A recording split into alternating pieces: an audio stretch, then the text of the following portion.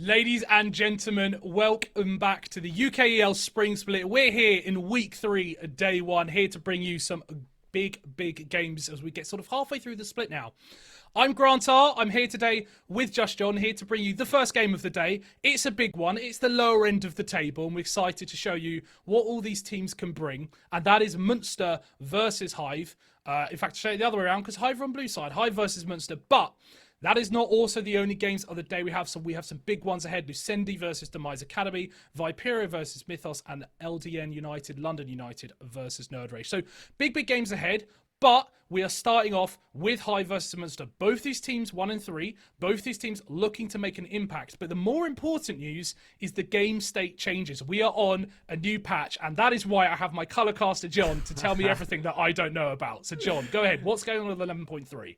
Well, 11.3 is an absolutely massive patch. So, I mean, I'm basically going to be guessing. I'm going to see what these teams come out with, having played on it for only a couple of days. But it's one of those ones which is potentially a massive shake-up in the meta. So not only have a few champions like Olaf been nerfed, but also multiple items from the bruisers have been nerfed as well. So Gordrink has been hit. And basically that chain of items, so Ravenous Hydra, Sterex Gauge, all those kind of items, which can potentially, it's one of those patches which could potentially change everything. So what we'd seen is we'd seen a huge amount of bruisers, we'd seen a huge priority on things like Olaf and Aatrox and stuff doing very, very well. And basically anyone who could build Gordrinker was a good pick for 11.1, 11.2. If the nerfs are potentially too much, which they sometimes can be when Riot hit multiple items within that same chain, that could be a situation where we're now looking at hyper carries, we're looking at tanks, we're looking at enchanters. There were some enchanter buffs as well, especially this AoE healing one, which we'll talk about if it comes up in the draft. Heal reduction, I should say. So it's one of those patches where, because several of the changes are focused on the same thing, it could have a massive change, and we'll see how it affects the draft coming into this first one. Absolutely. I think it was LS or some analyst in the scene who said that they reckon this is one of the most game-changing patches in the past few years. So very excited to see. We are into picks and bans. As said, Hive and Munster here, 1 and 3. Let's talk briefly about the teams themselves. They're both struggling a little bit at the table. Munster picked up their first win last week against London United. A somewhat unexpected win, it's fair to say, but we saw clear improvement. Hive have also been struggling a lot, stuck there at 1 and 3. Both these teams cannot afford to lose this, because the loser will be bottom of the table. So a really big game. You need to pick up these games against the lower teams in their minds in order to progress back up. So we have to see some clear work. But looking at some of the bans, we saw a TF ban there, which is something Hive played recently, so understandable there. Meanwhile, Seraphine, Udyr, MF, the Seraphine's one especially, John, who fits this sort of enchanter buff that you've spoken about. Yeah, so Seraphine herself got nerfed, but I expect it won't have a big impact on her position in the meta.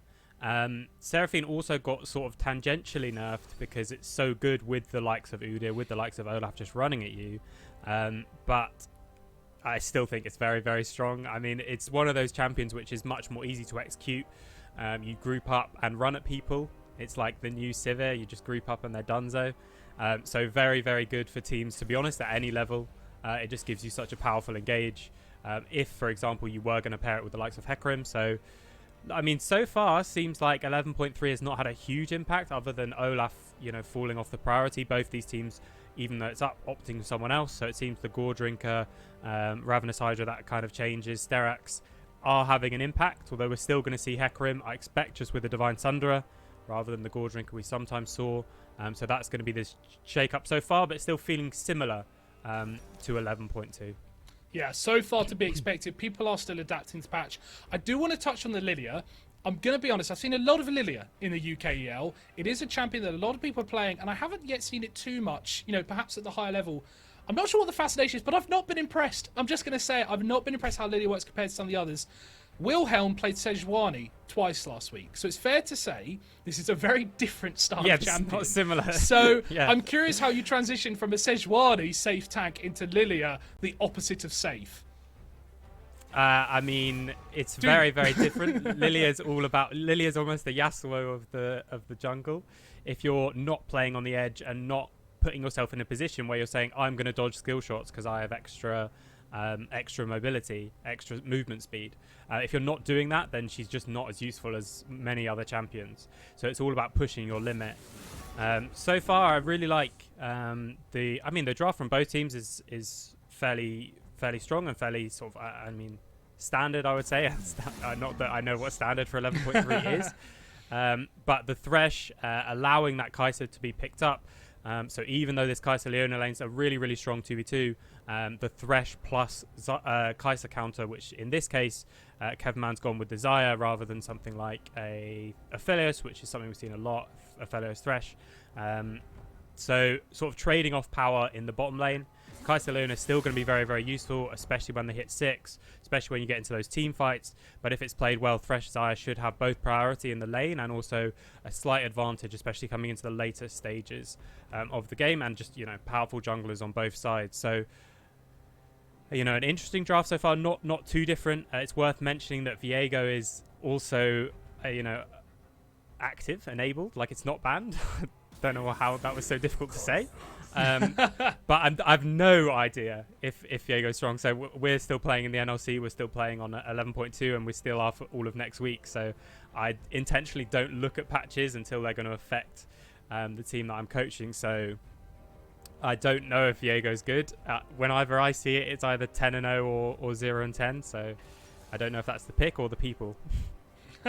Absolutely. Well, Orianna has been picked here for Davidoff. He likes to play those sort of safe defensive control mages. That is why you see the Victor ban there. The Thresh picked up, I want to say, Thresh was on Hive's side last week when they picked up their win. So not only is that strong for them, but perhaps taking that a little bit away from Zerg.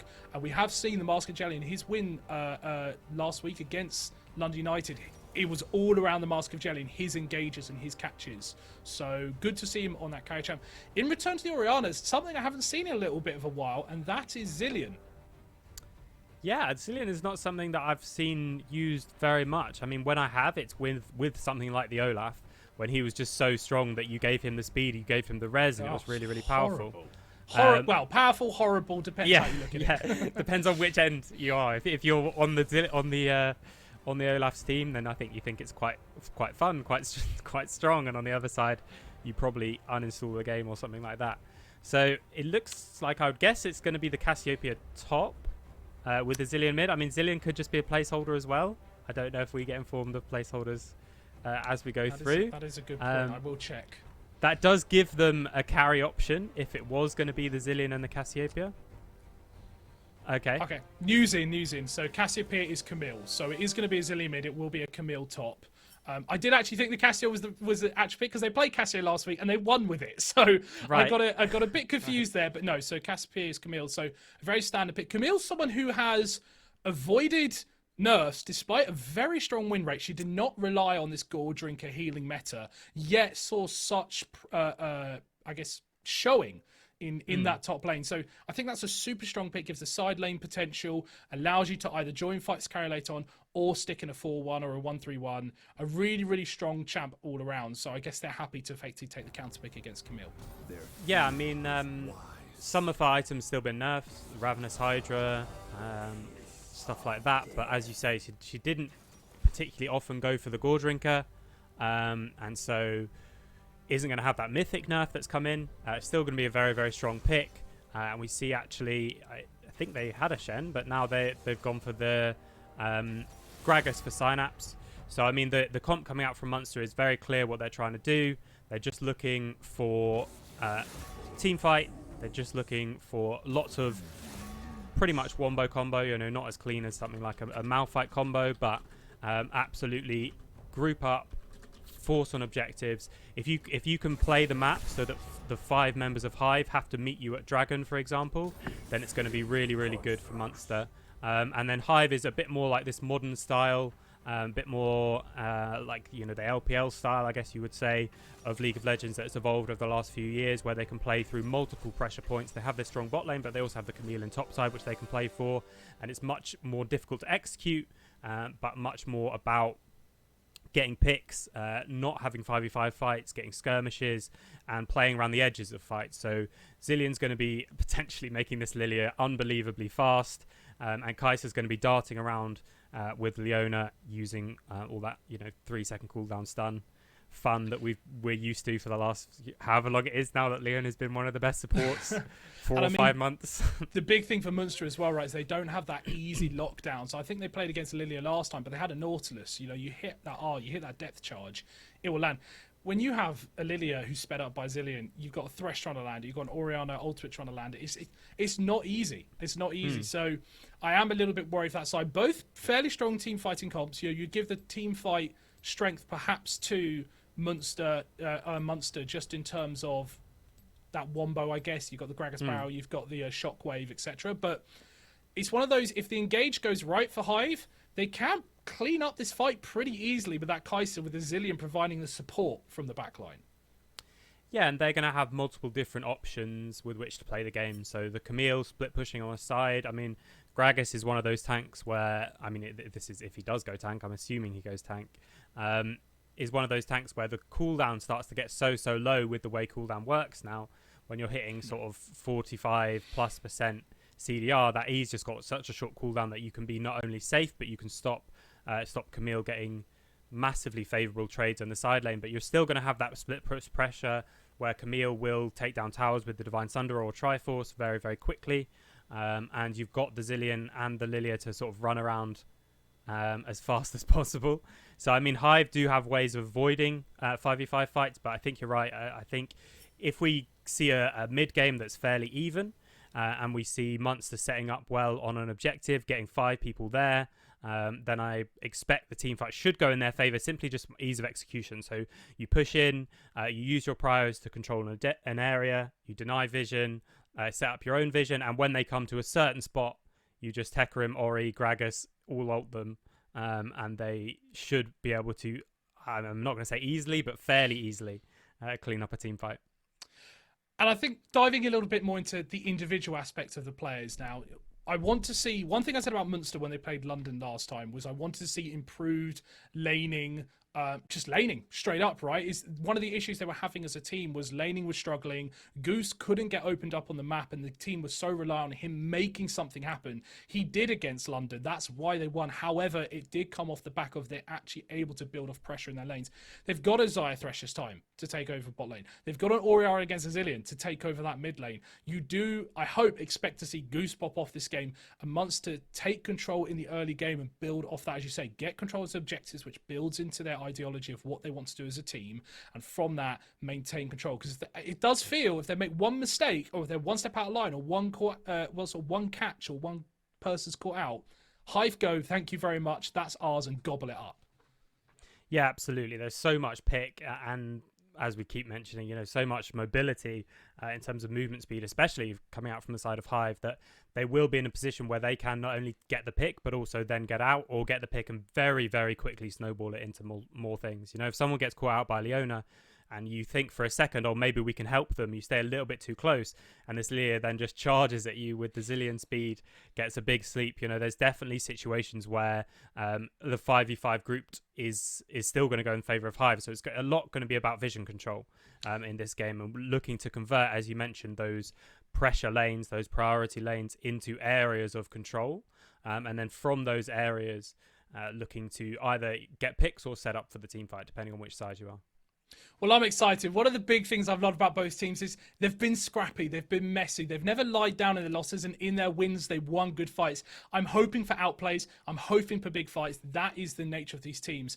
As said, we are just about to dive into game. These are both teams 1 and 3. They cannot afford to lose this, to drop down to the bottom of the table. It's nice to see in the UKL, nobody's on 0, right? The top team may be unbeaten, but like it's not far. If you saw the amount of teams that are 2 and 2 in the middle of the table there in the schedule. So going 2 and 3 is so important. Still trying to push that run of playoffs. It is not out for either of these teams. So really big showings needed. And I guess the biggest question I always have to ask when I size John is based off those drafts and these teams, prediction. Who are your favourites? I think I know I have to say, bias not allowed, because this is a man who, you know, has been with them. So let's see. I mean, perhaps it is the bias, but I just think the easy to execute comp is always something that I favour. I feel like I say this on every single UKEL cast that I do. A comp that you group up and run at them and all press R, to me, will always have the advantage over one that's perhaps more difficult to execute, like the Hive comp. Although, you know, I hope. So you're I saying guess, Munster? I am saying Munster, yes. I'm saying Munster, but I hope Hive can show me that they've got this Lilia practiced. It's not something I've seen before, so perhaps it's just really, really strong. But we'll see what they can do with it. Well, I am a little bit biased. It's my man Davidoff in the mid lane, which makes me want to say Munster through and through. However, I've said that before, more as a bit of fun to give them some hype, as it were. But I would say you're right. Perhaps off the draft, they are somewhat the favourites, but Hive have shown a lot of potential. It's one of those, my heart says Hive, but my brain says Munster based off these drafts and how they've been looking. So we shall have to see. But we are diving into game here. Fairly standard starts from both junglers, just crossing the reds. No invades, no wards. You do see a little ward there from Hive on the top side to try and see if they can spot Goose on his movement. And as I said, John, the biggest thing we're going to need to see is how Goose plays around these lanes to start. That is how they've unlocked him. He is on a champion that can gank early. He can be aggressive. He's got that ghost in his pocket to be even faster. So I'm curious to see, how they play around the spot lane, pressure mid, etc., and how Goose gets unlocked. Yeah, I mean, I'm not entirely sure what even is the mid priors, as there's already fighting in bot lane. But both junglers basically just mirroring each other, not only in the amount of legs, but also in their jungle path. And the basic thing you want to do in competitive is you want to clear towards prio. So the bot lane from Munster, as we've mentioned, should be able to get this push 2v2, so that's the where Goose is clearing to. And Camille should be looking to push in this Gragas, especially early on. That means you can pick up the scuttle. If you clear to an area where you're getting pushed in, things can get very dicey very, very quickly. So that's why you see the mirror coming out from both the Hecarim and the Lilia, and I expect we'll just see them farm probably 4 camp scuttle into the 5th camp from both sides. And it'll be about who can, who is perhaps not quite respectful enough on the weak side as the enemy junglers coming in. If we're going to see any kills, it's probably just going to be slight positional mistakes from whichever weak side. Absolutely. I do want to talk about Hive. We've spoken Munster a lot, and whilst his grammar may not be great with the name I Won't Lose, it is fair to say his League of Legends ability is a lot stronger, and he is doing what he needs to do here, pushing in on that Camille. How they play around the top lane is going to be so big. Synapse is going to be wanting to move into fights and wanting to move about the map to join, whereas Camille, I Won't Lose, he has that option to join the fights, not join the fights. He can kind of do what he wants, and he's going to get so much pressure up in this lane. And it does feel like a sort of top lane versus bot lane scenario in terms of the junglers as a result. Yeah, will be at least for the first few levels. I mean, Camille is very difficult to gank traditionally, but Gragas, if there was going to be a laner to gank, a laner that could gank the Camille, I should say, that is one of the ones that could definitely work, as we just see trading back and forward in the mid lane. So we'll see. I expect Goose is happy just farming up, and again, Munster are looking to get into that mid game without a gold deficit, and then group up and force 5v5 fights. So it'll be on Hive to see if they can generate a bit of a lead early on, potentially in this mid lane. Absolutely, and with that, the first gank is coming in. They've managed to get the damage out. Cleanse has come out for Davidoff, has to follow with the flash. The Cleanse coming down to, I guess, stop the slow there, but really nice little gank there from Wilhelm with the pressure on the top side. Did think he was safe on the side of Davidoff towards that top end. That's where Goose had been, but hadn't spotted out Wilhelm. So good pick up there. Nice double stun. So we see a nice little double stun in return on the bot side.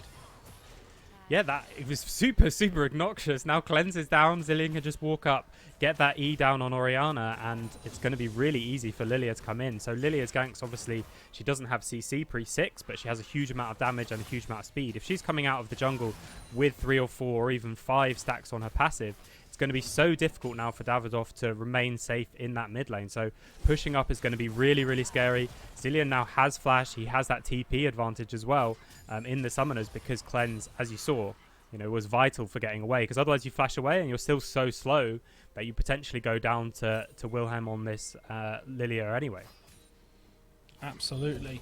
It has been a fairly slow start. Junglers have been just trying to pick up CS. You do see a small CS lead for Goose there in the jungle, mainly due to that gank, but obviously returned gold-wise in the top lane. But we do see Davidoff walking in here, does have a ward, is going to try and steal some of the birds, doesn't manage to, so walk away, nice smite down there and swept away. A fairly slow start. We're going to probably see what will happen as Goose turns 6. I think that'll be the big point where they start to feel some ganks are necessary. We do see both junglers moving towards the bot side. Of course, Davidoff spotted out Wilhelm there, but Goose has not been spotted in return, so a little bit of a knowledge here of where they can move. I'll be honest, I expected a little bit more early. You know, I know it's pre-6, but Lilia can do work and Hecarim can do work. It's been a bit quiet so far. But to be expected, I guess. Both these teams are 1 and 3, a little bit nervy, needing to pick up the wins here, as Goose will be spotted out by that ward, so no gank incoming, and now they see that. Immediately, Wilhelm's going to move to the bot side.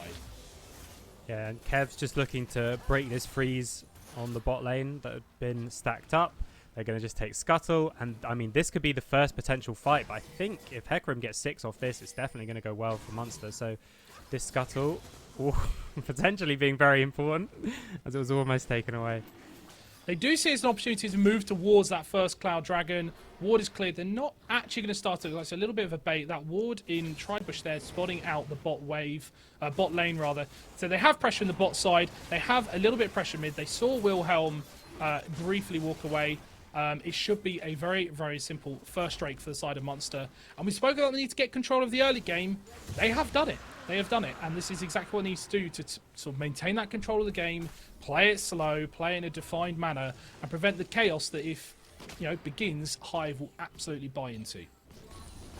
Yeah, good response from Wilhelm, though. In this kind of level of League of Legends, nothing is ever really for free, unless the opponent makes a big mistake. So he's going to deny at least 2 camps for this. So early Drakes, often when you're in farming matchups like this, early Drakes is something you actually want to avoid because it costs you camps. But because Goose has picked up a few extra Scuttle Crabs over Wilhelm, especially getting that last one, that sort of bigger, higher level one, he is probably not going to be too far behind after this. But Wilhelm can now reset and do an entire clear of his jungle and build up a bit of a CS lead. Unless he's looking to use some of this pressure in top side. But just pressure in bot lane converted into the dragon. And then the dragon being responded to by a couple of camps denied. So good play so far from both teams, as we see Marcus with Jelly looking to come up into the top lane, looking to protect this wave so that they can't dive. Or actually, in fact, just getting the swap for the Herald. So again, using pressure bot lane. That was a very good guess as well. Very good guess, considering. If it had been half a second later, definitely would have picked him out from the bush there. Using that swap ahead of the play on the timing and just converting it into a Herald. So again, good play from Munster, taking this one pressure lane in the bot lane and converting it now to 2 objectives on the map. So exactly what they need to do to get into this mid-game without a deficit and potentially even with a lead, although there might be a fight here. Yeah, we say that they're in a good spot. In fact, they're looking to engage on the side of Hive. They've done everything to mask Jelly with that flash forward stun. Really good double TP now coming out. The Rift Herald is still alive. Goose is stuck in. Is he going to ultimate out? Watch Davidoff on the backside. Attack to use that cleanse. Stuck in the Camille ultimatum. Goes down as well. Nothing going right for Munster right now. Stolen the Rift Herald from a Leon in support. That's the dream as a support. The ultimate from the mid laner will keep Wilhelm alive there. Really, really good job on that. And, well, we were just about praising. I was just about to talk about how good that was from Munster in terms of the movement across the map, get the lane swapped, take that second chance to keep control. But they didn't do it quick enough. There was no help on that Rift Herald from Keverman. And as a result, they're able to get 4 kills. But the fight hasn't yet stopped. They're trying to re-engage in mid lane. And we're trying to pick up a kill there onto nice guy Dom. But in his nice style, walks away. Yeah, I'm just kind of dumbfounded because I thought it was so good from Munster, and now everything's gone wrong, and all of a sudden, Hive are 4-0 and up with a 3k gold lead. They stole Rift Herald, don't forget, so that's now sitting on the owner. Talk about macro not mattering when you don't execute it. Yeah, I mean, Munster got to the Herald first, but it didn't look like they had any idea what they wanted to do if the contest came out from Hive. So, as you mentioned, with Kev going back to top lane, with Davidoff back in mid lane, they didn't get the Herald quick enough, even though they had a huge amount of time on it. And then Hive just walked in and there was no response. The whole point of this composition is that when people walk into your area of control, you just instantly go on them with the Hecarim ult, with the Orianna ult. But instead, Hive were able to basically just walk in all the way up to the Rift Herald and then played the fight really, really well, kiting around with Dom giving speed to this Lilia, the res coming in as well, so the 1 kill they got in return was just instantly cancelled out by this Zillion pick, and that's exactly what Hive needed to do in the team fights. As soon as it's split up, as soon as it's not all in this one inch area, or 1 inch square, it's going to look very good for Hive, and with that they've just taken a massive control of this game. Even before Rift Herald goes down, they've got a couple of thousand gold lead, and they're looking to be in a very good spot. Yeah, we spoke about how Munster needed to be ahead in the early game, and they certainly had the opportunity to do so there. They were playing it right, but executing wrong. The fight did not go to plan. Kevin Moon split, Davidoff split did not go ideally. So, Hive now sit here, 4-0 on kills, about 3,000, 2,500 gold up, really big at 11 minutes in. They've got that Rift Herald to use to pick up some more plates before 40 minutes, so we'll have to see how Zerg, who picked that up in the middle of the fight, uses that. Drake spawning in 40 seconds. And Mount Drake. So we are going to see an Infernal or an Ocean Soul, which will be pretty big for this game. As Masker Jelly walking in here, getting very, very brave. They don't see Dom and Wilhelm on the sides here, thinking about engage will walk away as Goose actually pops his Ghost. Is looking around here. They're trying to get an engage onto Vanguard, who's trying to flash away. Really good follow flash from Kevin, but it's enough for Vanguard to walk away. But he goes down. In the meantime, they're done to Davidoff, but really good Lantern pulls him out. No! The bomb blows him up, and down goes Davidoff. That's a 1-for-1. This Drake is up in about 20 seconds as nice guy Dom proving the bad guy for the side of Munster as he picks up a kill for himself. Going 2-0. Yeah, both carries just overextending a little bit there, but I think Hive still have positioning on this Dragon. If Zerg rotates into mid, they should just be looking to put this Herald down. I don't think Leona needs to be here. They can just be pushing that mid lane and denying not only a huge wave, but a bunch of plates, potentially even taking the full tower after this Dragon goes down. So again, bit of a disaster for the side of Munster, even though they did get the kill on Vanguard. Both carries, both Davidoff and Vanguard, overextending a little bit on either side of the fight and both caught out. But the play overall still goes in Hive's favour, although they don't put the Rift Herald down. So only able to get a couple of plates from the Camille, but they do pick up that Dragon. Yeah, a couple plates picked up in mid there. There was no TP for the side of Synapse used it last fight, so I guess they traded some plates mid for top. I do think you're right. I think Rift Herald would have been good there. However, they have chosen to use it. I'm not sure they have the tempo on the map here, but they will get some plates off it. Nice dodge of the Swellsea there from Davidoff. This will hit, and that will be the gold picked up there. You saw in the background. Of course, that's changed now. You pick it up no matter what. I mean, and, gold only going to Leona, though. So that is true. That is true. Very much not ideal. Not optimal use of the Rift Herald, but still good Dragon fight. Still Hive in a good position in this game, although perhaps not as good as they could have been had they just placed it when they had the big wave. But that's...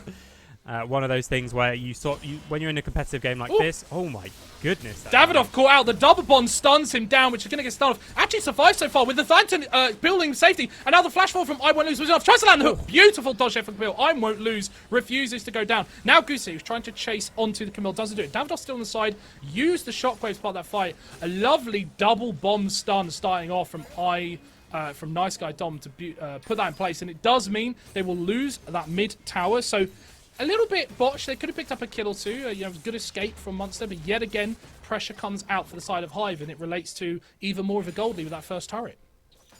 Yeah, I mean, Hive just making all the right moves around the map. Very, very impressive. Again, we're talking about pressure transfer earlier on from the side of Munster, and Hive just doing the same thing. Camille getting a push up in top lane, shifting into mid, and that double bomb just did so much damage. I mean, this Everfrost Cillian is doing so much work right now. With a scrappy game, like Hive are intentionally making this game scrappy, intentionally making this game chaotic, and they just absolutely thrive with their composition in that game state. I make that noise towards the Everfrost Cillian. Like, he slows you, he throws a bomb, he throws another bomb. Slows you again. Like, oh, God, it's awful. He's got his slows in his kit and in his items now. So the word obnoxious comes to mind there, and Nice Guy Dom doing a great job. 2-0-1 so far, 130 CS to his name. Bounty on his head. Does have the TP coming up soon. He does have the ability to change his summoner spells, so do notice that for some of the objectives. We do see an engage hit onto Imolus. Use that dash forward already with the hook shot, which means he's a little bit in trouble here. Can't get out. Down comes the shadows from Hecarim. Chases forward. That fears him away, and he goes down. Nice pick up there from Goose. We do need to see more of that, but the play on the bot side means that the Rift Herald has respawned, and this could be another objective for the side of Hive picked up, and as a result, a net loss for Munster again. Yeah, and I guess opportunistic play from Goose, looking to get a couple of kills. I mean, that's what they have to do at this point. Just look for people who are overextending on a side lane, because it's very difficult for them to opt into grouped up team fights with the Zillion. So they will get to the point, when Oriana has an item, Ita just coming through from Xayah as well. They will get to the point where they can start looking for 5v5s again, but I think with the way that Dom and Wilhelm are playing together especially, but I mean everyone from the side of Hive, the way they're playing these team fights, I think Munster just have to keep avoiding them and seeing how much they can trade on the other side of the map, as this looks like it's going to be the top lane tower as well, just extending the gold lead. Watch the TPs though. Gragas has the TP, nothing on the side of Camille, and they are trying to fight this. Hook does land onto Wilhelm, but immediately the Master Jade is blown up. Here comes the TP. It will be a 4v4. No follow-up. Flash away from the Lily. They're trying to survive. Shockwave comes down, hits 2. Immediately one's gone into Resurrection. You expect to die. Walks away. No. Nice game. Dom actually getting a killing spree. You see how if they fight in these chokes, it is not enough to take down bomb after bomb. Nice dodge of the W there on the Kai'Sa on the way out. It looked good initially there for Monster. Landed some good abilities, but you can just see Hive are ahead, and they love to fight in these choke positions, and all that time I won't lose picking up whatever he wants in that mid lane. Yeah, Goose's ultimate was down from that gank in bot side, so there wasn't enough 5v5 wombo combo, and just a really, really nice sleep coming out from Wilhelm. I think he got 3 or even all 4 of them, able to turn that fight around, and with the res coming through as well, it just ends up once again going in the way of Hive, and they're just playing these fights so well, playing right on the edge and using that extra gold that they have, using those extra items that they've been able to pick up more and more teamfight wins, more and more gold advantages, as they're going to come back out on the map and look to take control of this dragon area. And I think this one is one that Monster really just have to let go, especially, I mean, the Orianna ult is coming up, but I wouldn't be up if they had a fight right now, and you just need to be a little bit more patient to wait for some items, I think, at this point. Well, you know, Monster, they do not like to back down. John, I don't think they're going to listen to you as they're actually walking in. They're trying to gauge on Zillion. Doesn't have Chrono Shift up. No, he does, in fact, so he's walking away. Chrono Shift down is a big ultimate down. They now no longer can res anyone in this fight. They have the positioning.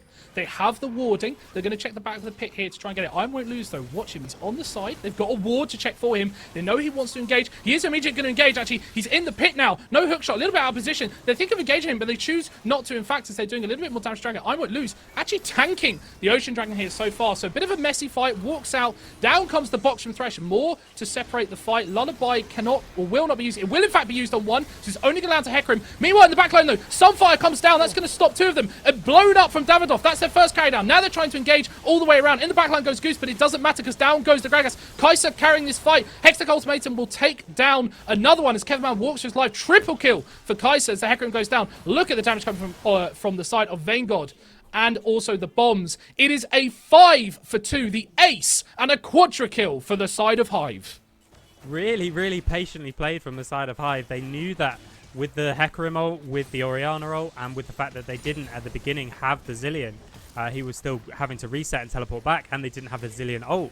They knew they were in a vulnerable position, but they just pulled Monster around and made them very, very scared to pull the trigger there. So absolutely beautiful play in that fight in terms of the micro once again from Hive, and they really have this composition down. You know, I was doubting them at the beginning, saying this is much, much harder to execute than the composition that Monster are running, but Hive absolutely proving me wrong and proving me that they're ready to play these scrappy team fights. They're ready to run around with the Lilia, with the Kai'Sa, and use the power of this Zillion, which is, you know, in this game looking basically OP. They're making it look that strong by how well they're playing it.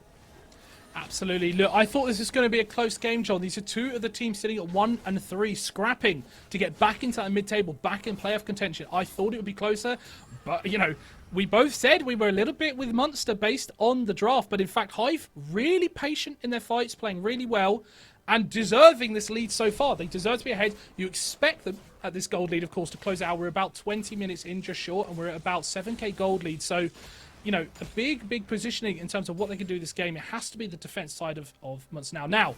One thing to bear in mind, though, if you were ever going to have a way back in, it's an Orianna Shockwave attached to a horse that's running at you. There are ways. You've got the barrel from Gragas. There are ways back in to land these wombo fights that can still catch them out. But, you know, as long as Dom is playing as well as he is, landing these Chrono Shifts at the right time, landing these bombs, keeping people alive, and now Vanguard, 6-1, quietly going from 2-1, 6-1 with that Quadra. It's starting to look real tough. And they are actually forced to engage. They will probably get the kill here onto I Won't Lose. You saw the ultimate come there with the Ghost. But don't worry, because Hive Go will just see you and will raise the Baron. No TP to the side of Synapse here. So it's going to have to be the team of 3 moving in. It's already down to half health. A lot of damage coming out from this Kai'Sa, don't forget. So that's how they're going to take down. Trying to get some damage onto Nice Guy Dom. Davidoff on the side. Look for that Shockwave. Can they in fact catch up? Well, Flash will land the Shockwave. That's going to land on 2. This could be Monster's way back into the fight. Red Team has stolen. It's been stolen by another support. How on earth did that happen? Now you want to get out to Monster. Look at the backline. Trying to fight on Davidoff. You expect to go down. 2 asleep. Down asleep they go. Davidoff 1, Goose 2. Nice pickups there. They will drop 4 for that. But they picked up the Baron. They delayed the game. They have 1 over the Baron. Supports have stolen 2 objectives this game. What is going on? Both junglers in the pit, and Thresh walks away with the Baron. I mean, again, you know, It's still disastrous for Munster. Like, they've done well to survive, but it's still quite disastrous. It is, but it's much better than Hive getting the Baron. I mean, to be honest, as we say, you know, what they need to do is they need to find a grouped up team fight where they can run the horsey in with the ball on as well.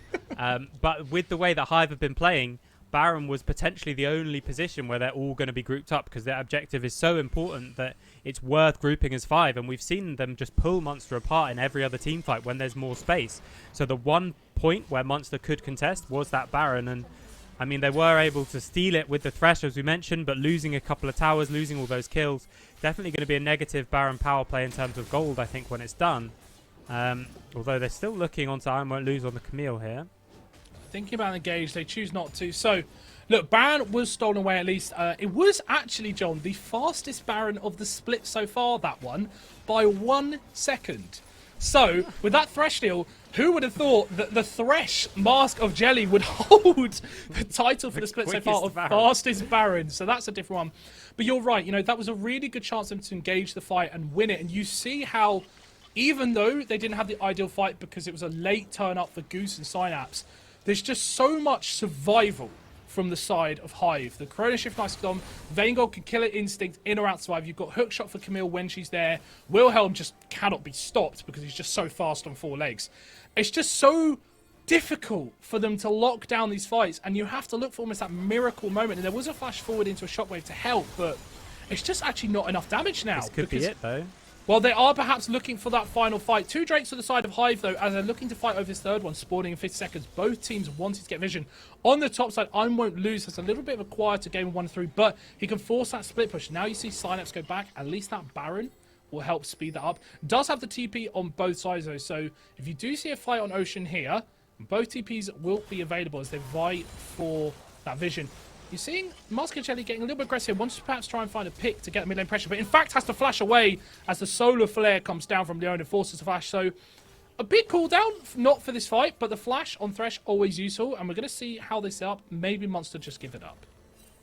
Yeah, I mean, what Munster needs to do is they need to be in a fight where they have both Hecarim ult and Orianna ult. So it's great that Goose has been getting picks on these side laners onto the Camille, but she's still putting out a huge amount of pressure. She's still able to take towers, and that means when you're grouped up, like at that Baron fight, you didn't have the Hecarim ult.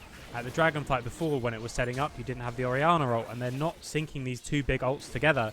But when they have them synced together, like they did now, I think they just need to be pulling the trigger. In a situation like that, where Hive, for the first time pretty much all game, were staring down 5 members of Munster without being really split up, without being in a position where they could get away, they really just needed to pull the trigger.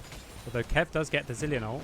Kev wants to take down Nice guy, Tom. He can't. The Chrono Shift into the Zhonya's not enough. So good. In fact, Vanguard Killer Instinct in to pick up that kill. Are trying to return on Goose. It's going to not be enough. He will go down. Double kill. Shockwave will land on 2 at least, but Wilhelm also going to Zhonya. You cannot stop this. This is a botched fight from the side of Munster. They pick up 1 in return as Davidos runs for his life. Now Simon said flash forward into belly flop. Hits nothing. That was unfortunate. Tries to kill Vanguard. Doesn't have the damage. He is a tank. Davidoff tries to go forward to clear it for himself. You expect this to be a 5-for-1 as they just go down. In fact, it is a supportal combat fight on the top side there. Support versus Melee. Davidoff actually walking away with the face health. He might walk away just in time. You see I Won't Lose does pick up Synapse on the way out as they are popping the emotes at one another. A really weird fight. It probably felt like Kevin felt he had to force something. We're seeing a TP, actually. I can't even start with the top side. They're trying to find Davidoff. They've done already. Okay, they will probably see that exposure. So he's still walking away. He's going to try and sneak back in. Will we see Zerg find it? No, we won't. So a botch fight that Kevin perhaps thinking he had to try and force it. But in fact, as happens, the fight doesn't stop. They're trying to pick up the kill. I Won't Lose. He gets so much damage with that Q crit on the other side. Goose does at least pick up the top side of I'm Vayne, or Vayne God, rather, I should say. As look at the amount of damage I Will Lose is doing. He doesn't want to give this up. He's 1v3. He's actually what he's thinking about going. He's got no mana, though. He will get down. A little bit of heal comes out. Slam dunk from Goose with the spinning blade, the spinning axe he has there. So a few picked up kills. It was a botched fight from Munster. Then it was botched from Hive. And the game, well, it didn't really advance as a result for the last few minutes. And I guess in that sense, it's a bit of a win for Munster. Yeah, I mean, Hive played that fight really well up until the point where 2 or 3 of them started to chase the Orianna for about 30 seconds, even expending TP. which just means they get caught on the backside. Really, really good try from I Won't Lose. He almost picked up 2 or 3 kills there. And I mean, that would have been potentially the end of the game if they're able to turn that around. But this, as you said, gives Monster a chance to come back in. They're using their ultimates together. And they're fighting yet again. Nice game, Dom stuck on the bot side, trying to land bombs. Davidoff, good damage down. Look how long this Leona side is for. You will have a Chrono Shift coming up. Davidoff's caught out. Double bonds go in. Zonius will keep him alive. He's done really well. Yet another escape. 7 health. Ooh, Void Seeker just goes wise. So they did pick up a kill there onto the support. That's not the one they want. But they are low on health. They try good death sentence on this nice guy, Dom, but he walks away. Synapse a little bit out of position here. Look at them run away as that Baron comes up. Look at the damage from Vayne God. That is a 10 and 2 Vayne tank killer with the Kraken Slayer item. They are stuck. They need to back. They need to reset. Swell Seed does a really good job of stopping Goose backing. Now they're trying to engage. The protocol comes down. The Hextech ultimatum, in fact, from I Won't Lose. That takes down the 1. Now they're trying to chase. Kevman and Marcelli caught out. Let's see if the Lance keeps alive. Goose trying to ping him alive. Immediately dashes the air with the feathers. Double kill for Vayne God. Looking for the triple. No, they will, in fact, give that to I Won't Lose. Now they're trying to get onto jungle. This will guarantee Baron. You expect this may guarantee the game, but Goose needs to get away. Swell Seed lands. No Lullaby to follow. Looks like they will take the 3 kills for themselves. A really odd fight. Everything going into Leona, but the fight lasted so long, she's able to get back to come help with Baron now. And just look at the survivability of Hive. They don't die. Yeah, and again, playing that fight really, really well. Very, very scrappy fight, but that's exactly what Hive want. So Monster realised they need to group up. They need to use their ultimates together. But the only person they could somehow get on there was the Leona. So taking a long time to go down and then just staying around too long after the fight. They should have just taken that pick and ran away. But slight hesitation. Synapse looking like he potentially wants to go in. Mask of Jelly landing that hook, and people think, oh, maybe we can get a little bit more. Maybe this is our time. But really, they just needed to take that pick. Needed to take the 50 seconds of peace that buys them while it's 4v5 on the map. And look to, again, keep scaling up and wait for the ultimates to come back. Because at this point, I mean, as you say, I mean, with the way they're playing, I mean, Hive are just so strong in these team fights. Vayne God now just skirting the edge of them absolutely perfectly and pumping out a huge amount of damage. He's able to shred through full tank Gragas with a frozen heart as well. So very, very difficult situation for Munster. And, I mean, they really now just need Hive to group up as 5, even though, oh, they're looking to go in now. They're trying to throw everything forward. The ultimate from Davidoff is not available on it. Actually, in fact, goes away. Lullaby will hit 2 in the back line, landing on Davidoff. 3, in fact. Cleanse comes out for Kevin to stay alive as a result. Now they're trying to re-engage. Zerg lands the stun onto Goose. He's caught out as a result. Wilhelm is slaying already the Mask of Jelly. Now they're following with Goose. They tried everything there. Perhaps that was the Hail Mary. Now comes I Won't Lose. It was a 5v4. Now it's a 5v3. It's turned around, in fact, on Munster. Smite comes down for the slow. They're getting a lot of damage down on Synapse. Followed forward. Hookshot actually was attempting to land on the Kaiser there. It's going to be everything, though. Hextech ultimated to follow. Zonius will just keep Davidoff alive a bit longer. A 5-for-1. Baron is up. Oh, the Void Seeker just to finish it off. The snipe from Vayne God takes him to 14 and 2. 3-0 and 20 in the mid lane as well. Nice camp Dom. Beautiful work there. This is as clean as you like from Hive. 29 minutes in, 28-9. Massive goal lead. And with that Baron, they are just messing around with their Zonias. They will move now from 1 and 3 to 2 and 3 for the slip. They are back in playoffs contention. And with this performance, they're looking like the team to watch out for. Yeah, and that last fight, that's exactly how you want to play against the 5v5. If anyone's, you know, wondering what do we do against Wombo Combo, like how can we fight, that is how you do it. I mean, yes, they did have that massive gold lead, but beautifully skirted around the edge of all the engage coming out from the side of Munster. And even if that Orianna ball had gone through, even if they'd managed to kill the Kaiser, she was just going to get rezzed again. And they're not ever able to hit more than one person with that combination. And that's exactly what Hive needed to do. That's exactly how they needed to play the game. And they executed it perfectly.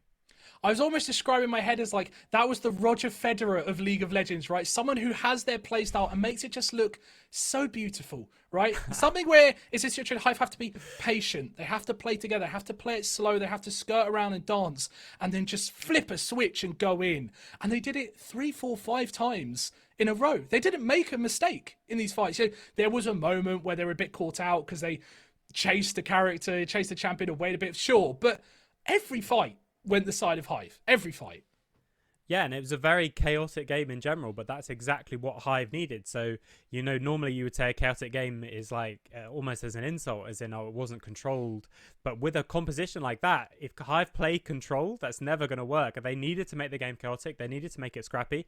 They needed to make it all about moving around, darting in and out, using this massive movement speed and using the Zillion res to its absolute fullest, which is when you're in these smaller fights. And they absolutely did that. Absolutely. Well, that takes Hive to 2 and 3. Vanegold with a massive score, pick up a few quadra kill, triple kills, etc. Fight. But I want to give a personal shout out. Nice guy Dom, 3-0 and 20 before that final fight. I forget the score after. Ridiculous score. Didn't die. Unbelievable amount of assists. Unbelievable amount of kill assist participation. Is he your man of the match?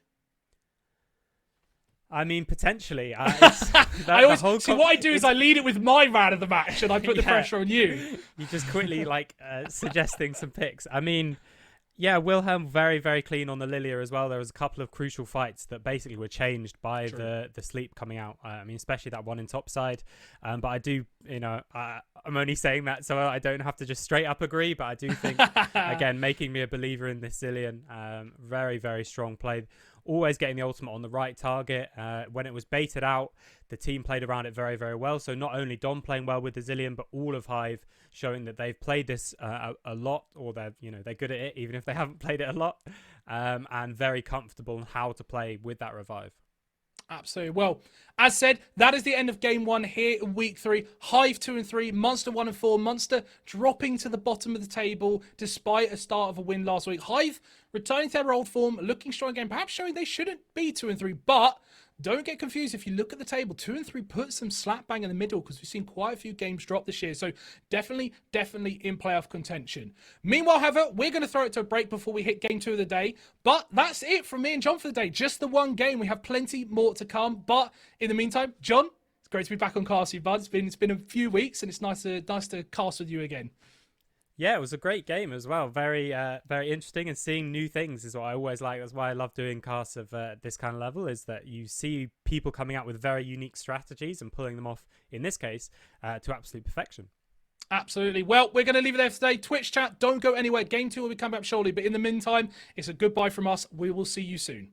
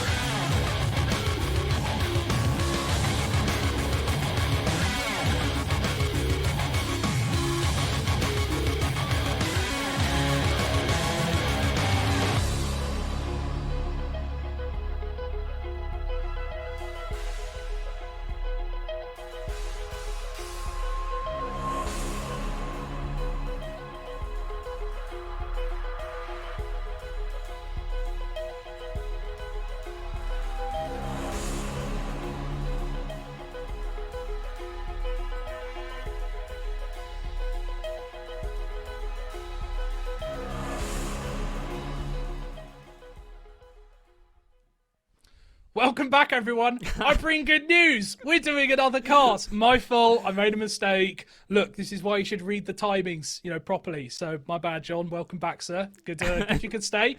I was going to say this is why you shouldn't listen to your friends when they tell you you're only doing one game.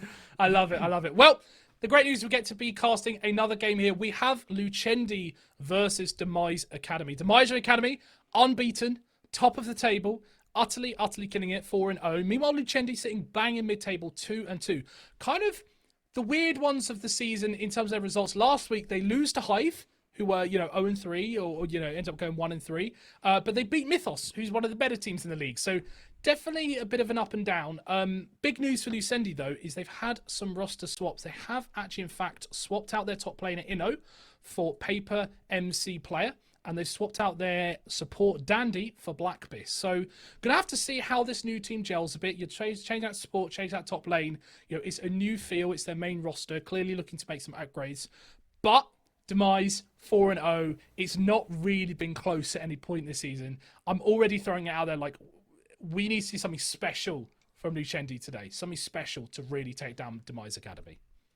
Yeah, something that either, very, very comfortable on, or potentially something that can make Demise look not quite so comfortable, which as we've seen, as you said, is not an easy task. So, I mean, we're playing on a new patch. As I mentioned, Viego is enabled. Do we see something really, really crazy based around him? No idea what we could see, to be honest. So I hope they've come with something different prepared. But when you're just playing with a new roster for the first time, putting time into learning a specific cheese strategy is probably not something you want to be doing. So potentially we'll just see a more standard game from Lucendi, looking to integrate these new players in with maybe a more standard draft, a more, again, easy to execute draft like we talked about in the last game, a bit more wombo combo, a bit more ultimate focused to allow them to sort of gel together, as you mentioned. Absolutely. Something Demise love. Two things, in fact, Demise love. Number one, they love enchanters. Really good at the moment. So last week, Seraphine, Sona, bot lane. They've done a lot of Seraphine. They've done I think they played Sona top at one point, if I remember. But either way, they love enchanters. And number two, they love having comps that are versatile in being able to go 1-3-1, 1-4, or team fight. That very much via these global movement mid laners, the Rise, the TFs, things like that, are very fast junglers as well. They've loved their Olaf. So they like to play stuff that can get ahead, be very versatile how it moves the map and how they want to play the game. And all they've done, I've noticed, is they see who they're playing against, they see how the early game goes, and then they adjust their strategy accordingly. And they do it so well. Whereas often with a lot of these UKEL teams is they go down a very defined play route, a team fight playing route. Plain and simple. Well, Demise are strong enough that they can go, we see your team fight and we raise you a 1-3-1 or a 1-4, or we'll just out team fight you anyway. We'll decide in game.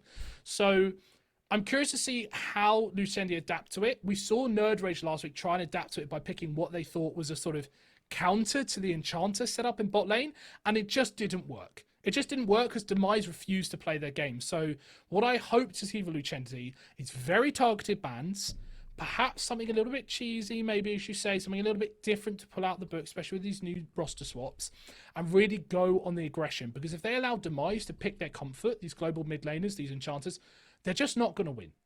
They're just not. Yeah, I mean, we talked about in 4.3, we didn't see any enchanters last game, but we talked about the fact that enchanters might, just got a fairly substantial buff, partly because bruisers have been nerfed, which is something that, although it works well with enchanters, also works well against them. Stuff like the Olaf running at your Seraphine is much more dangerous, much more scary than either a full tank or a complete assassin, actually, to be quite honest, in a lot of cases. But then there's also, if we're coming into a later stages of the game, there's also this, I'm going to get the name wrong, I actually tried to scroll down and find it, but I couldn't find it. Chempunk Purifier, potentially. Chempunk Purifier, that's the one. There you go. Yeah. Chemtech Purifier. I did eventually get to it on the scrolling. Chempunk Sword, Chemtech Purifier, and Chemtank, something else. Yeah. Anyway, Thanks, the heal right. reduction one for supports, as I'm just going to refer to it from now on as that. It used to be that it built AP, but only gave you the grievous wounds if you immobilized someone. So it was a very strange item, not quite sure who to buy it on. Too much AP, even for someone like Nautilus. Definitely too much for people like Alistar Leona. But what it now does gives you a little bit more ability haste, which is always nice. And anyone you heal or shield gets not only grievous wounds, but it gets that second level of grievous wounds, that 60% rather than the 40%. So obviously it's not going to be a first item. But if you're talking second or third item from an enchanter, it's going to be really, really strong, because not only does it give you that 60%, which the 800 gold versions don't do, they give you the 40% heal reduction, but it also means that if you take the likes of an AD carry, they can actually build 5 items that don't include any heal reduction, because they know they're going to get constantly given this grievous wounds.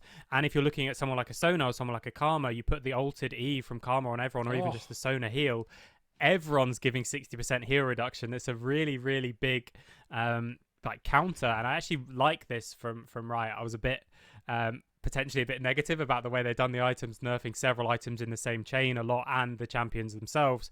But this, I think, is really a good way to go. There's an awful lot of healing in the game, but rather than nerfing every single healing item, they're just giving you more options to play against it. So if you're playing it up against people who are taking a lot of healing, which, you know, most people are, and you get to this third item, this Chemtech Purifier, on someone like a Sona, on someone like a Seraphine, it's just going to be absolutely obnoxious to play against. Every single person hitting you with anything is going to give you 60% heal reduction. That makes teamfighting so difficult. I'm just thinking of like a team that's got Sona, Seraphine running at you, and now as they put those sort of bigger heals on, now that gives everyone on the team grievous wounds ability as well. Like, oh, like that is so obnoxious. So we are finally getting to picks and bans. One thing I do want to note as we look towards their first picks, Demise are down 1 ban, just due to some unfortunate background stuff. So there will be at least that little bit of a game for Lucendi. Hey, they'll take every chance they can. But it's worth pointing out, as I said, John, the fact is they like playing enchanters, but what they've been playing in top lane, Camille, Aatrox. I know Camille doesn't fit into that bruisery mode, but you know, Aatrox at least, who they love, someone that fits into the nerf that's happened, and they have been playing Olaf jungle, which again is kind of a little bit off the scale now that again the nerfs have come in on Gore Drinker. So I'm curious to see how they adapt jungle. I'm curious to see how they see adapt top, and if they continue to play mid. And I will immediately give credit to Lucendi. I said they need to target ban TF, Ryze, Seraphine. Bam. That's how you do it. Yeah, definitely. I mean, with this 4.3 meta, as you mentioned, we've been so long with like Olaf, Talia as massive priority first picks, and when you're in a situation where firstly you're on blue side, but also both of those picks have been nerfed, one of them a lot more than the other. Nice to see Lucendi noticing that they now have more flexibility in their bans. We're not quite sure of what this one super strong pick is. It's not an Olaf where it's like you kind of have to pick it or ban it. You know, the Udyr is gone as well, so we're in a situation where, I'm just assuming that's a placeholder and I'm going to ignore it.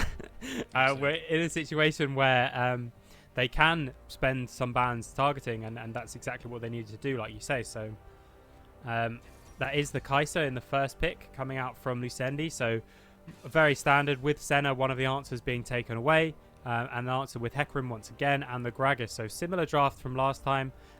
The sort of the picks that were strong in 4.1 and 11.1, 11.2 and been left up. I think it's a bait. I think it's a shady bait. Considering the other champions being cycled. But Hecarim, Gragas, as we mentioned, we saw in last game, Gragas is that flex pick, can be played in bot lane as well. So far, fairly standard, although again, you know, Nocturne coming in. I mean, I will say, yeah, as you say, Kai'Sa's that first pickup. Nocturne, something a bit different. Something I've noticed when people try to fight Demise Academy is because they play the enchanters, they want to find ways into that backline, right? It's something that Nerd Rage tried to do last week. They picked a Kled with the Samira and the Nautilus and the Lilia, so like everything runs at you, and it just didn't work. But the reason it didn't work is because they just, in my opinion, didn't ban correctly. Now you've got the immediate bans taken out. You've now got a Nocturne into a Galio, into a Kai'Sa. If you wanted a way into the backline, that's how you do it. The problem is, there hasn't actually been an enchanter picked yet by Demise. There isn't yet a reason to dive into the backline. Yeah, I mean, a dive comp can still work even if there's no enchanter on the enemy side. As soon as you... I don't know if that is a KO. I assume it's a Xayah. Oh, it's a Xayah. Okay. So, I mean, Xayah, very, very good pickup into this Nocturne Galio.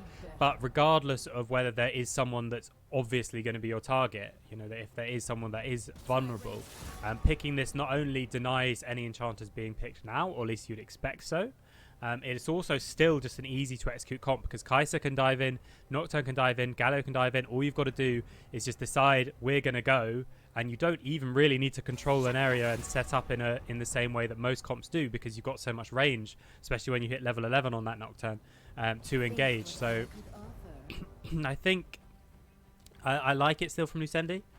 Even though we haven't seen, as you mentioned, they haven't seen anyone who's a really obvious target that hasn't been Seraphine or potentially Demise are confident enough that you can pick exactly what they against what they want to traditionally run, and they'll still just traditionally run it, and they'll say, look, we've seen this before, we've played against dive as enchanters more than you've played as dive into enchanters, or potentially they're just trolling.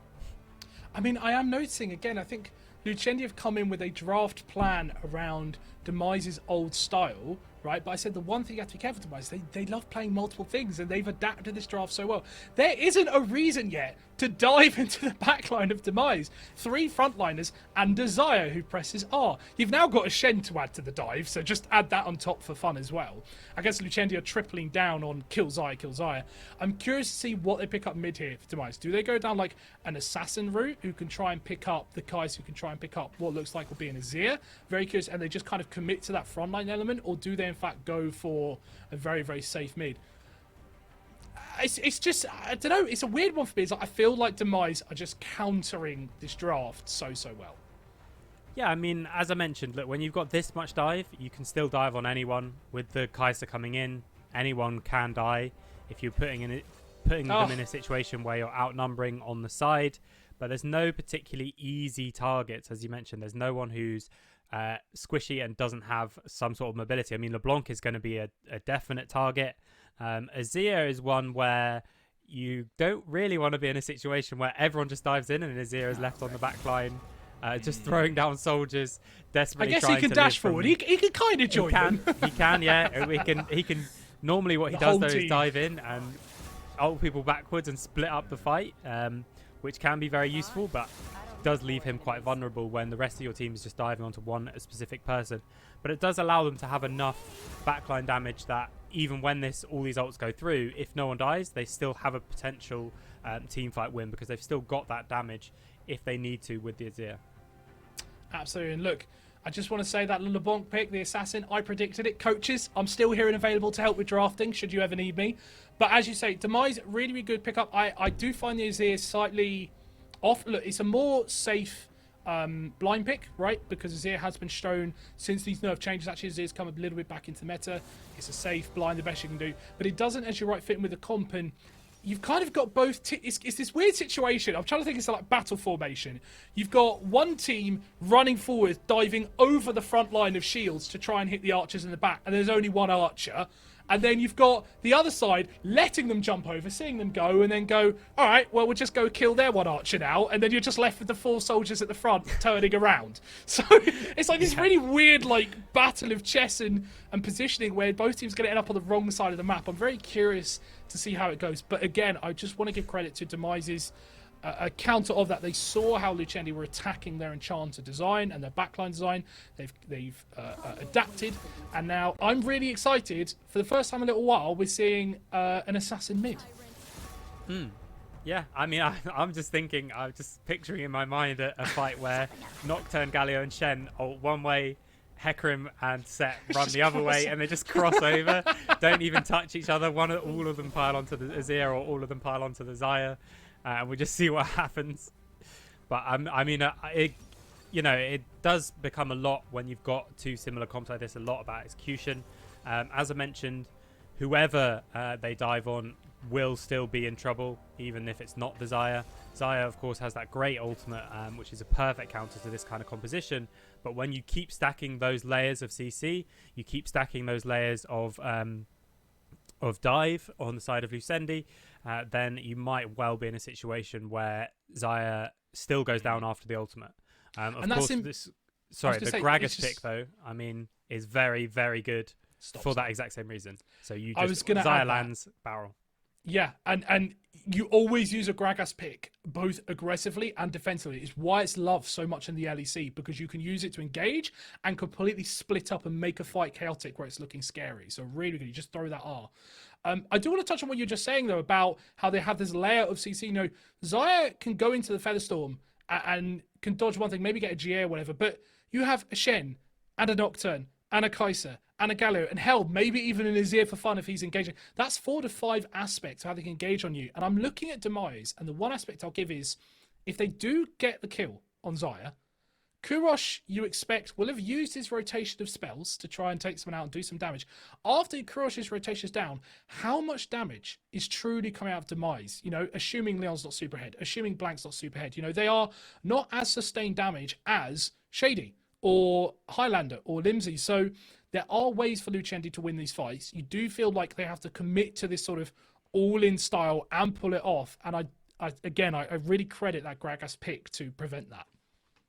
Yeah, and Gragas we saw picked up very early, but could flex both in top. I mean, so could Set, honestly, both in top and support. So very smart drafting coming out from the side of Demise, but a very, very clear composition coming out from the side of Lucendi, as you mentioned. I really want to see them convert this into some bot lane dives. Anytime there's a slow push in bot lane, post sixes, I mean, Xayah and Gragas have to be very, very worried. One of the hardest duos to dive, but if you've got a Nocturne ulting in, you've got a Shen either coming in straight with the Nocturne or just there as a fail-safe. You've also got Galio coming in, Kai'Sa jumping in. That's going to be a very, very dangerous situation. So we'll see if Lucendi can build up pressure in this bot lane once Shen and Nocturne both hit 6, and we'll see if they can convert that into a lead in the bot side, because if Xayah is behind, as you mentioned, if she's behind or she dies early in a team fight, there's not very many ways to get through the likes of the Shen or even to compete with the damage coming out from Azir and Nocturne. Absolutely. Well, we should be getting to game pretty soon here. 4-0 Demise Academy, 2-2 Lucendi. Lucendi trying to pick up that bit of an unexpected win, be the first ones to take down Demise Academy. I do feel, for the first time, if there was ever a comp and a way to take them down, it is this one. So I'm pretty excited to see how this game plays out. I always like to talk about the early game. Leon has been so exceptional on the Olaf in his early games, in previous games, getting the rest of the team ahead. A little bit different on the Hecarim this time against Shady, who is going to want to basically power farm for 6. How do you play out this early game if you're Leon, and how do you play out this early game if you're Shady? I mean, as you mentioned, Nocturne really just wants to farm to 6. Hecarim, as we saw in the last game, does also enjoy that farming style, but probably wants to clear all the camps and then look to do something. They both clear very, very quickly, so I expect, especially Shady wants to probably mirror rather than match wherever the Hecarim is going. Probably look to clear once again. You're just clearing to the side with Prio so that you can contest the scuttle. Not entirely sure which lane on the side Lucendi can get Prio in, and LeBlanc's going to be able to push in Azir early if she wants to, I think. So that could be a situation where Leon looks to take an advantage early on. Worst comes to worst, I think Shady just wants to avoid fights until he gets 6 and then look to capitalize on this bot lane with Shen, basically. Absolutely. Well, we are going to have to see how this game plays out for Lucendi. They really, really cannot afford to lose this next match. 2-3 puts them in a real precarious position, as we've just seen in the previous game. How I've forgotten who played. It was Monster and Hive. Thank you. It was Hive who came back up to 2-3. It lasts long in this game. You think about everything. So Hive up to 2-3 as well. And you expect today more. There's so many 2-2 teams as we saw that if another team drops down, it's going to be tough for them, you know, to fall into that. You don't want to be fighting for that 1 to 2 last playoff places. It feels scrappy. You don't want that. So you need to make a statement day. You need to take Demise down if you want to keep up.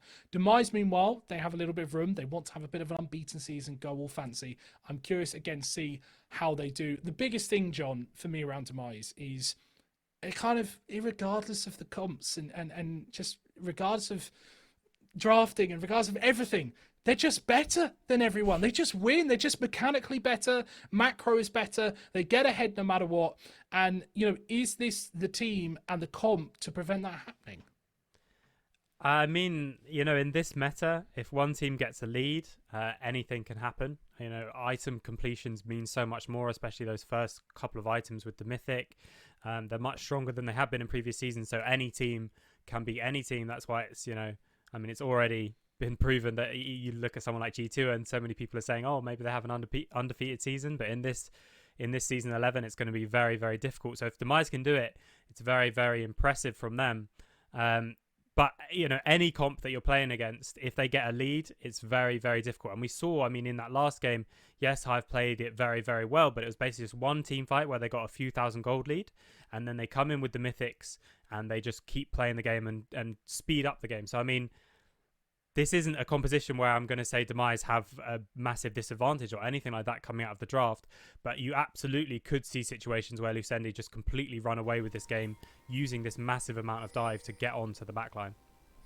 Exciting times. We are into game, folks. 30 seconds in here. The minions have spawned, and Demise immediately, as they've done a lot this season, trying to do some sneaky level ones. Perhaps we're looking at a cheeky tri-bush ward or attack there. And remember, Lucendi playing with a different top laner and a different support today. So we have to see how that fits in. This is not the Lucendi we know. This is slightly, we hope to say improved. Sitting at 2-2, they've done well, but, a first game, a trial by fire for sure. And hey, let's put them in for the first game against Demise, who are top of the league and have kind of won every game by a mile. This is something you work a lot on, John, is around that mindset and the pressure and how you feel in a game. How do you get yourself in the right frame of mind when your first game you're against is the top of the table? Actually, that can be a benefit in some situations because, it's like penalties. If you're the keeper, it's almost better, right? Because they're expected to score every penalty. So any you save, you're the hero, right? Yeah. So Lucendi coming in here, both Paper, MC Player, and Black Abyss. They will be in a situation where it's like, okay, if we can get a win, we're the absolute heroes. And if we can't, it's like, well, that's what exactly was expected to happen. So what I really don't want them to do is come in and play safe. What you've got to do against these top teams is you've got to come in and really take it to them, as we mentioned, in the meta like this especially. So I really just want to see them basically be active, both as a team and as individuals. And you can potentially be in a situation where, because it's Demise, that's easier to do because you're not so scared about losing because you're coming in or not expecting to lose, but you're coming in thinking, what we've got to do is we've got to just throw everything at them. And if it works, great, we're amazing. If it doesn't work, that's what was expected anyway.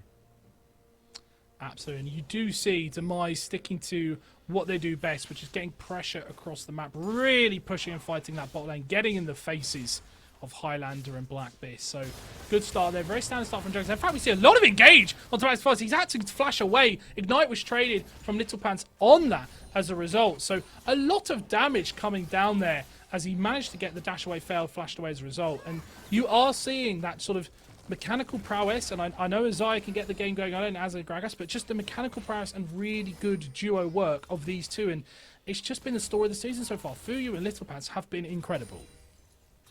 Yeah, and also the power of this Gragas pick into the Galio. So close to already picking up a 2v2 kill.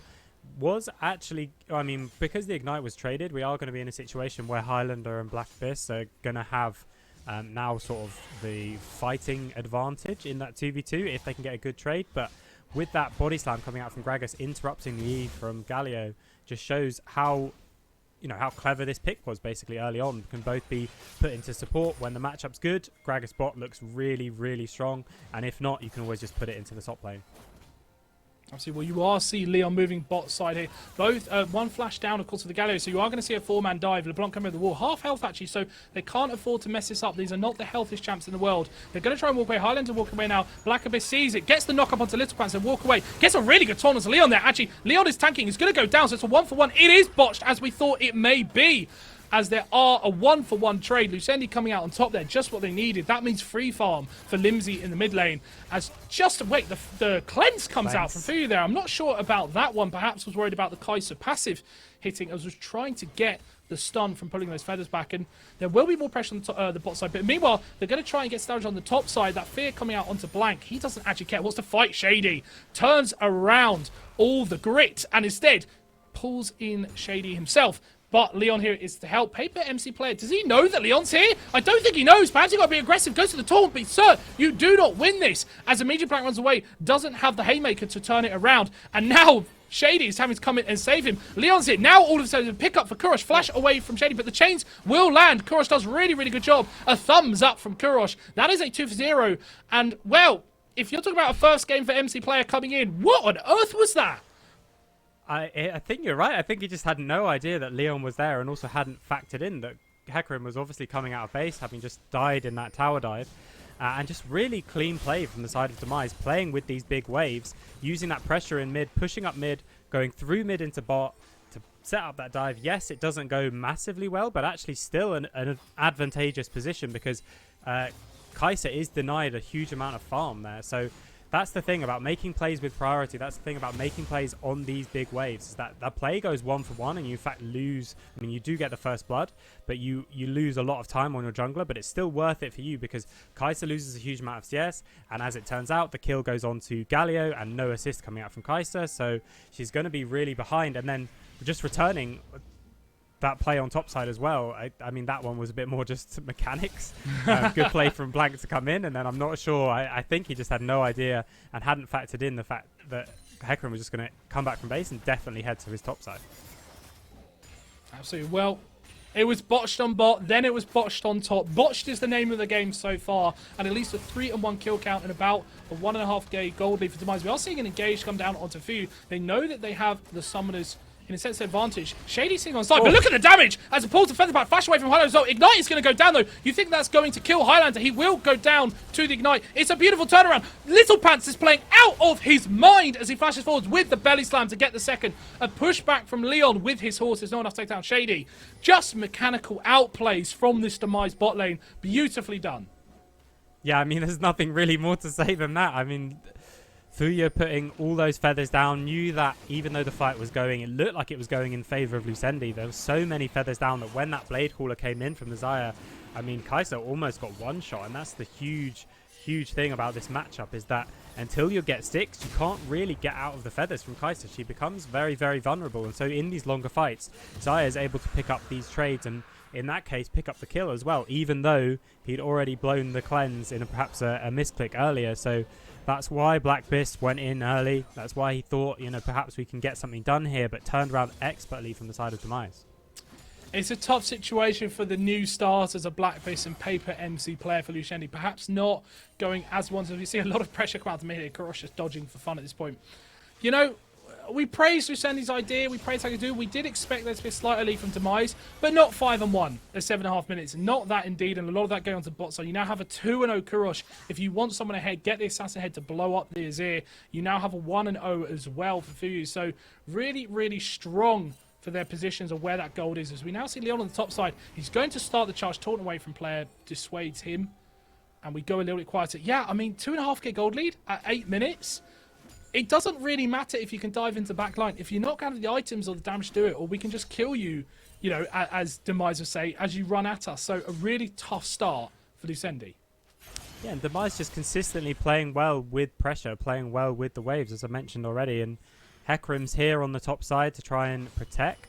Although now Shady gets the time to answer, so paper MC player can potentially set up a freeze here, which will be good to start getting him back in the game. The ultimate's now coming in from Shen, the ultimate's now coming in from Nocturne. This is where we really need to see Lucendi make something happen. They need to not be dissuaded by the fact that they've fallen behind early. They need to still try and force something on this bot lane. Get 5 people there if you can. At the very least get 4, and hopefully have the Azir keeping LeBlanc in mid.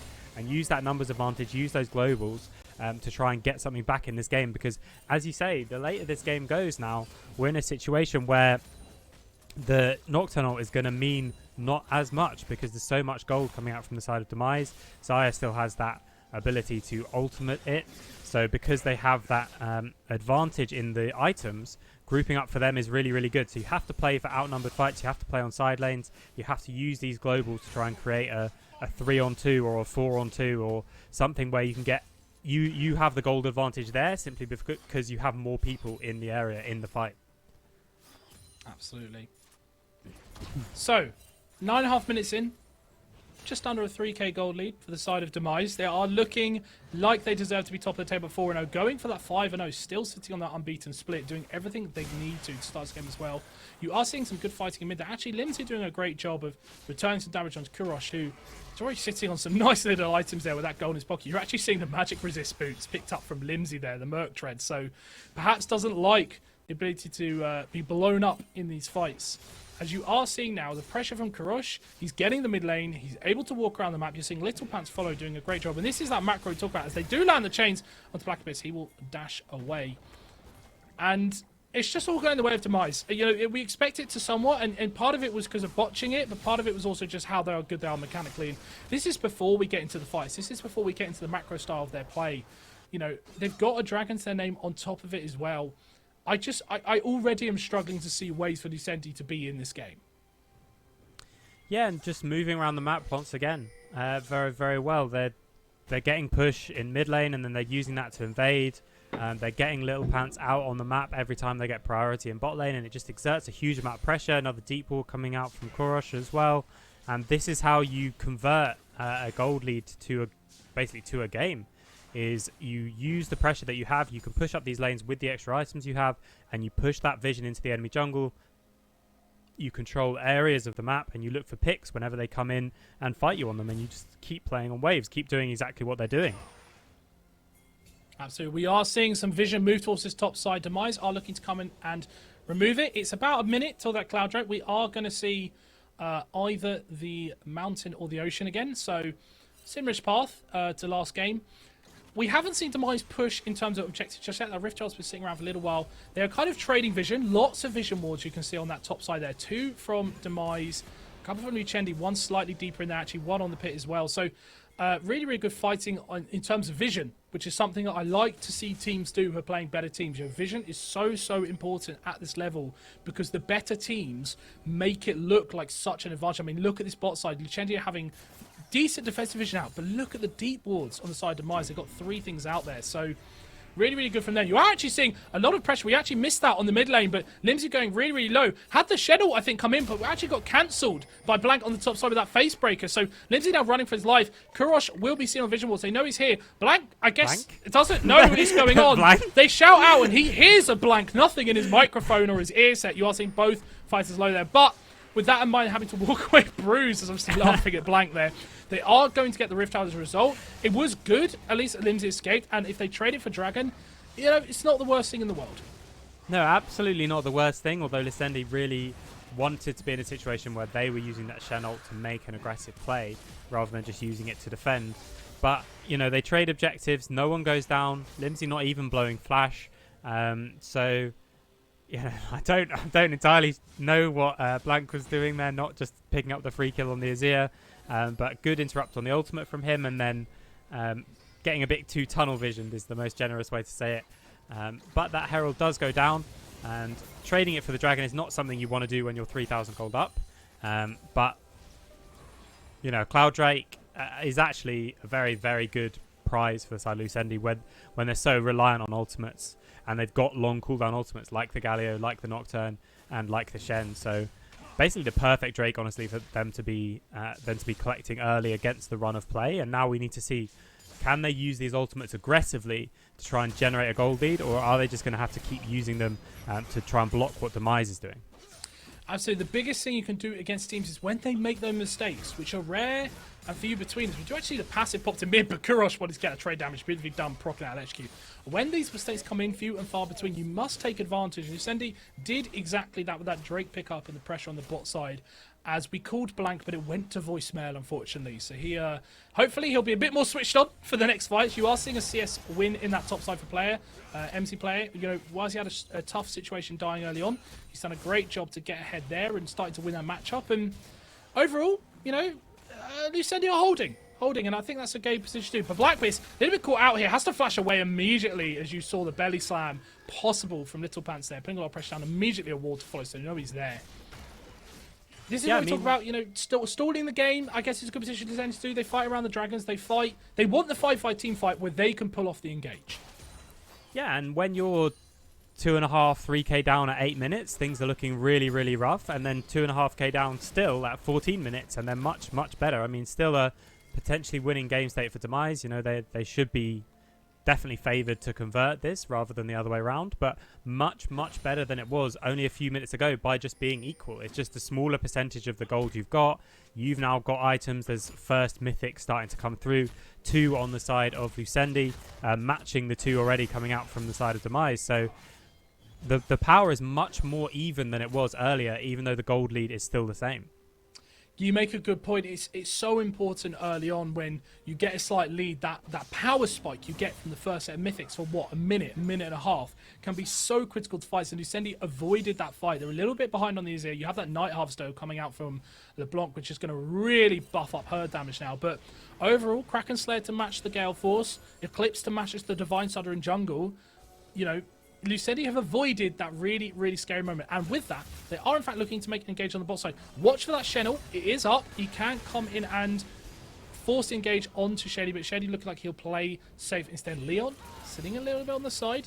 You do not have, you do have TP on Blank as well. So as Little Pants thinks about clearing the wall, he will be safe. Shady will walk away. So they didn't spot him. He is going to walk around the jungle. They don't know where he is, but Leon, he knew something was up. His horsey senses were tingling. He sat on that top side, that bot side river to make sure. And all in all, it just means that Kurosh and him push mid a little bit more. Oh, we are actually seeing the Rift Herald on top of it. So you expect them to get mid. Yeah, no plates taken from that Herald, even though they got it with time to take plates. But at least they're going to push down this mid lane tower, which will be very big, especially if it fully goes down, which it will. So Kurosh can now push Azir all the way into that mid lane tower, and they can use that to get even more control. And we really, I think, needed to see Lucendi pull the trigger there. Yes, it was a situation where Leon could come in. After they waited in the bush 20 seconds, they didn't have any mid-prio, so they needed to do it straight away. But they were in a situation where they could get a 4v5, and now suddenly Demise have opened up the map and build themselves up a massive gold lead. And now this one really, really does change the game, just with those 2 towers down, as well as a lot of minions being denied once again. Yeah, and I don't know if you saw, but Kurosh just killed Shady in the mid lane. So jungler down, with the dragon up in 4 minutes. That's a 3-0 LeBlanc with a Night Harvester. That is a scary assassin. As we are actually seeing a dive in mid. Really good push away from Limsey, followed up by the Galio slam down. Shen comes in as well, but the flash was not enough to get him into the fight. Flash followed by Kurosh. TP in the backside. I'm not sure you want this fight, Shady. You've used your engage. Shady is not here. Get out, get out, get out is the cry. Engage forward from Little Pants. He's now out of mana to watch for him, but a lot of damage coming out to MC Pay Play. Flash forward into the face breaker, pulls him in. Now the Hecarim will slam in as well. That'll be the first kill. Actually picked up by Kurosh. He goes 4-0 on a rampage. The Azir turret in mid lane will give them a bit of safety as Shady has now turned up. Kurosh perhaps getting a little bit aggressive for his own goods. Will double dash away. Yeah, and that's what you see. Lucendi try and force engage. It doesn't work, and now all of a sudden they're in trouble. It's a kill for them. It's actually a 2-0 at the end of the day because they picked up Shady to start. And that will be the Dragon result with this pressure. Demise pushing their lead ahead just as they need to. Yeah, and a bit of, I don't know, miscommunication or just misexecution from the side of Lucendi. They had 3 ultimates to use there. 2 were going to protect the Azir. Shen ult came in, the Galio ult came in, but then the Azir ult came in and just knocked both of Demise back to safety. So potentially a situation where, you know, these subs, you're not used to it, didn't plan how exactly they were going to use any of their ultimates, but everyone pressing their save me buttons all at the same time means that actually the Galio ult doesn't hit. Flash comes out from Limsey to try and get Shen in range, having just knocked people out of that range, and it's still not quite enough to pick up any kills really on the backside. So once again, the ultimates, the big cooldowns coming out from the side of Lucendi to no advantage, disconnecting them really, and it just puts them with another few minutes where they have to just basically wait until Shen ult's back up, until Galio ult's back up, and then they can potentially look to make a play. But now they've got a 5k deficit. They're 1 dragon down, and Demise are just going to be able to shift pressure into this top side. It's going to be very, very hard to hold on to this outer tower now. Absolutely, and with that, you say the bot lane has moved topside to try and pick up that final outside MC player. He's a little bit stuck, doesn't know what to do. He needs to get out, but Kurosh is thinking about moving across. He will at least be seen. Perhaps they were thinking initially of a dive there, as you see Leon moving as well. Paper player, MC player doesn't want to give this up. He doesn't want to show it, but Yusa are in Risk of a dive. As I say that, I'm incorrect because Leon's actually moving towards the mid side. As it isn't engaging to me, this is what you see. Really good flash forward there to stop to make sure the fear goes down. And in fact, the LeBlanc dashes backwards. That's a shutdown for Azir. That is massive. Limsey picking that goal up. Now the slam dunk there into a double facebreaker. That's beautiful from the side of Blank. He wants to take his fight back. They've turned it around onto Limsey. That is a 1-for-1 so far. It looks so good for Lucendi, but some really nice mechanical outplays there from Blank to pull it back. Showstopper into the double facebreaker. And we did talk about the engage on the top side. Oh, but MC Paper Player doesn't get down. The Galio shield, the tiny, tiny shield that comes out from his engage is enough to keep him alive. I don't even know if that's mechanical worse. I don't think it was a Galio shield, but it's enough for Shen to keep him alive as that forced Little Pants away. It is a 2-for-2 across the map in the end, which is somewhat of a win Lucendi, but with the tempo on the map, this also means a Rift Tower for Demise, and that will mean a push forward. But shutdown picked up for Limsey on the block. That will be some good money. As well. That will be some big money in the pocket as a result. Yeah, wait, what? Yeah, and so the Baron spawned, which despawns the Herald, which means actually, again, I mean, they went 2-for-2, but picking up that big shutdown, 2-for-2 would already be good for Lucendi. Again, just extending that gold for both teams means that the difference between the two is much less. But also picking up that shutdown on the LeBlanc, shutting down that big assassin player and giving yourself 600 gold for Limsey in the mid lane. Really, really big from them. Still a 5k gold lead, but I'm not entirely sure how Paper MC player was able to get a 2v1 versus very, very fed bot lane coming in. But however he managed that, it's absolutely massive for Lucendi on the play. Great job from him. And again, Lucendi just stalled out the game. That gold lead, yes, it's a lot of 20 minutes, but it also hasn't changed for a while now. And if that's how they're going to stay in the game, they have to, as you say, either counter where they can, mechanical outplays. And they are actually doing the exact same thing again with Lispans. But Leon is here. It's currently a 3-versus-3. You see Desire on the top side. Double taunt comes down for the Gallo. Perhaps enough to go to Lispans. Shen is coming in with the ultimate. He's going to try and get Lispans as well. Can he reach him? No, because Shady and Stat put it into nighttime mode. It all goes dark. They absolutely take down Little Pants. Another nice pick from Richedi. They force the engage, they pick it up. The only thing counter here is Blank is on the bot side, pick up some free farm, will get some tower damage as Kurosh dances with fire and dashes back with his W. Good work again from Richedi. Yeah, that's exactly what they need to do. And just because Xayah is the highest priority target, if they're not all grouped up, you can find these outnumbered fights and you can basically just ult on whoever you want. So Gragas, fairly tanky for a support, does have that W coming in, but it's not enough to keep him alive. And nice pickup from Lucendi, not only picking up the gold, but stalling out the game, forcing Demise to play a bit more reactively while they're 4v5 on the map. And that just allows Lucendi to pick up more and more farm. Absolute signs of life here from Lucendi. They are not bowing over, they are not dying. With every minute, they get a little bit stronger as well. And that Azir, Limsey picks up more and more. You are seeing, however, this is the problem with having that mid-town lane tower gone. Limsey, you are very out of position, sir. The ultimate may save you from one, but it will be enough. Tries to dash forward with the smartest soldiers. Flash away is not enough, because Blank yet again lands a lovely facebreaker. Now they will do everything they need to on Kurosh. Distortion not even needed to get the kill. Double kill for Kurosh. 6 and 1 goes in, but Blank is just playing these fights immaculately, and with 2 dead, including the jungler, Baron is the call. We praise Lucendi. Demise tell us off, and they pull the trigger. Yeah, and this is just the conversion of all of that control that Demise have had basically throughout the whole game, but especially when that mid tower went down, as you mentioned. And just Limsey can't be there. I mean, he thought he had his tower behind him potentially, but it timed out. So had no safety and no way to be pushing that wave that far out when you don't know where anyone is on the map. And they're punished for it. Demise pick up a couple of kills and the Baron. Lucendi get the Dragon, but I'm not sure they can get away here. Yeah, they might be in trouble here. It is actually a 2-versus-2. Shen is just back out. He's just going, no, I'm out of this. They actually will let them go in the end. They don't know where the rest of the team is. Could have had Paper Player hiding away. So, at least they pick up a Dragon response. It's 2-for-2 on Dragons, though. So, Soul is not the option on the board. And with Baron here, that third outer turret goes out. The gold moves up to just around 7,000. So, Demise, very much in control as we expected. Very much showing why they deserve to be top of the UKEL table, looking to go 5-0 unbeaten. And Lucendi, for all signs of life, they're kind of out of mistake, options, right? They can't afford to make any more. They've made 2 or 3 now. They can't afford another one, or it's probably game over. So all in all, it's kind of in their court to not mess it up, as we actually see a nice force there from Kurosh. Actually, take some good return damage at least from the taunt into those soldiers, just smashing their spears into Kurosh. But all in all, you just see the pressure from Demise. This is what they do game after game. It's pressure, pressure, pressure from these players. They will not allow you any breathing room, and they're doing it again. Yeah, denying all the jungle coming out of Lucendi, fogging over to the one lane they didn't have prio in means that Highlander rightly has to back away there, can't keep pushing the wave, which will allow Kurosh to now push this up. You should time this with mid and top crashes, and they'll use this Baron to, at the very least, take the next 2 inner towers, but potentially even take the base if Lucendi don't respond correctly. They're going to be pushing up mid and then fogging into one side. That side then has to play really respectfully, and you lose that tower. That's basically rinse, repeat, do that. The complication, of course, is that Shady and Paper MC Player, along with the Galio Cannon, will just collapse on one side. So playing 3 lanes with Baron is going to be harder when you've got the likes of the Galio, the Shen, and the Nocturne who can just all jump on one side. You have to say, if they want to enforce a fight on one side, which I may look to now, you need to get more than 1 kill, because, of course, if you give everything to pick up 1 and stop it, it will come down on the other side.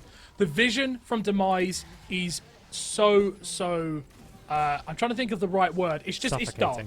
Right, suffocating. That's the word. It's suffocating. I was going to say how Shady has the ability to turn it to night, but Demise have it permanently dark. So really, really good from them, from Demise, to keep that vision up. And when you have these moments, it's so hard for them to find that chance for engage. They want to be the ones to force it, but when you have no vision, you don't know how or where until you see them in vision of towers. So again, good work from Demise there to continue that suffocation and take all life out of Lucendi.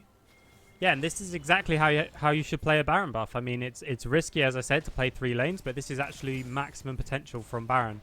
You keep pushing up mid, you keep gating them back into their base, so they have to go the longer way, to all these different towers, and they just push up mid, they go to bot side, they get bot tower, then they go back and get mid push again, and then they take that into top side, and both times whenever they go to the side, they're also denying all your camps away, so able to take what was a 5,000 gold lead when Baron was finished to nearly 10,000 now, and now we're in a situation where, I mean, Demise really can just be looking to group up and dive a tower or something like that to break the base, but they're in no rush. They're so far in the lead. They could be waiting for this next dragon, this next Baron, and then look to close out the game. Just keep denying vision, keep pushing these waves all the way up until you can find a time where you get an even numbered fight, and you absolutely will win that with your gold lead. Absolutely. 26.5 minutes in. We're looking at just shy of a 10k gold lead now.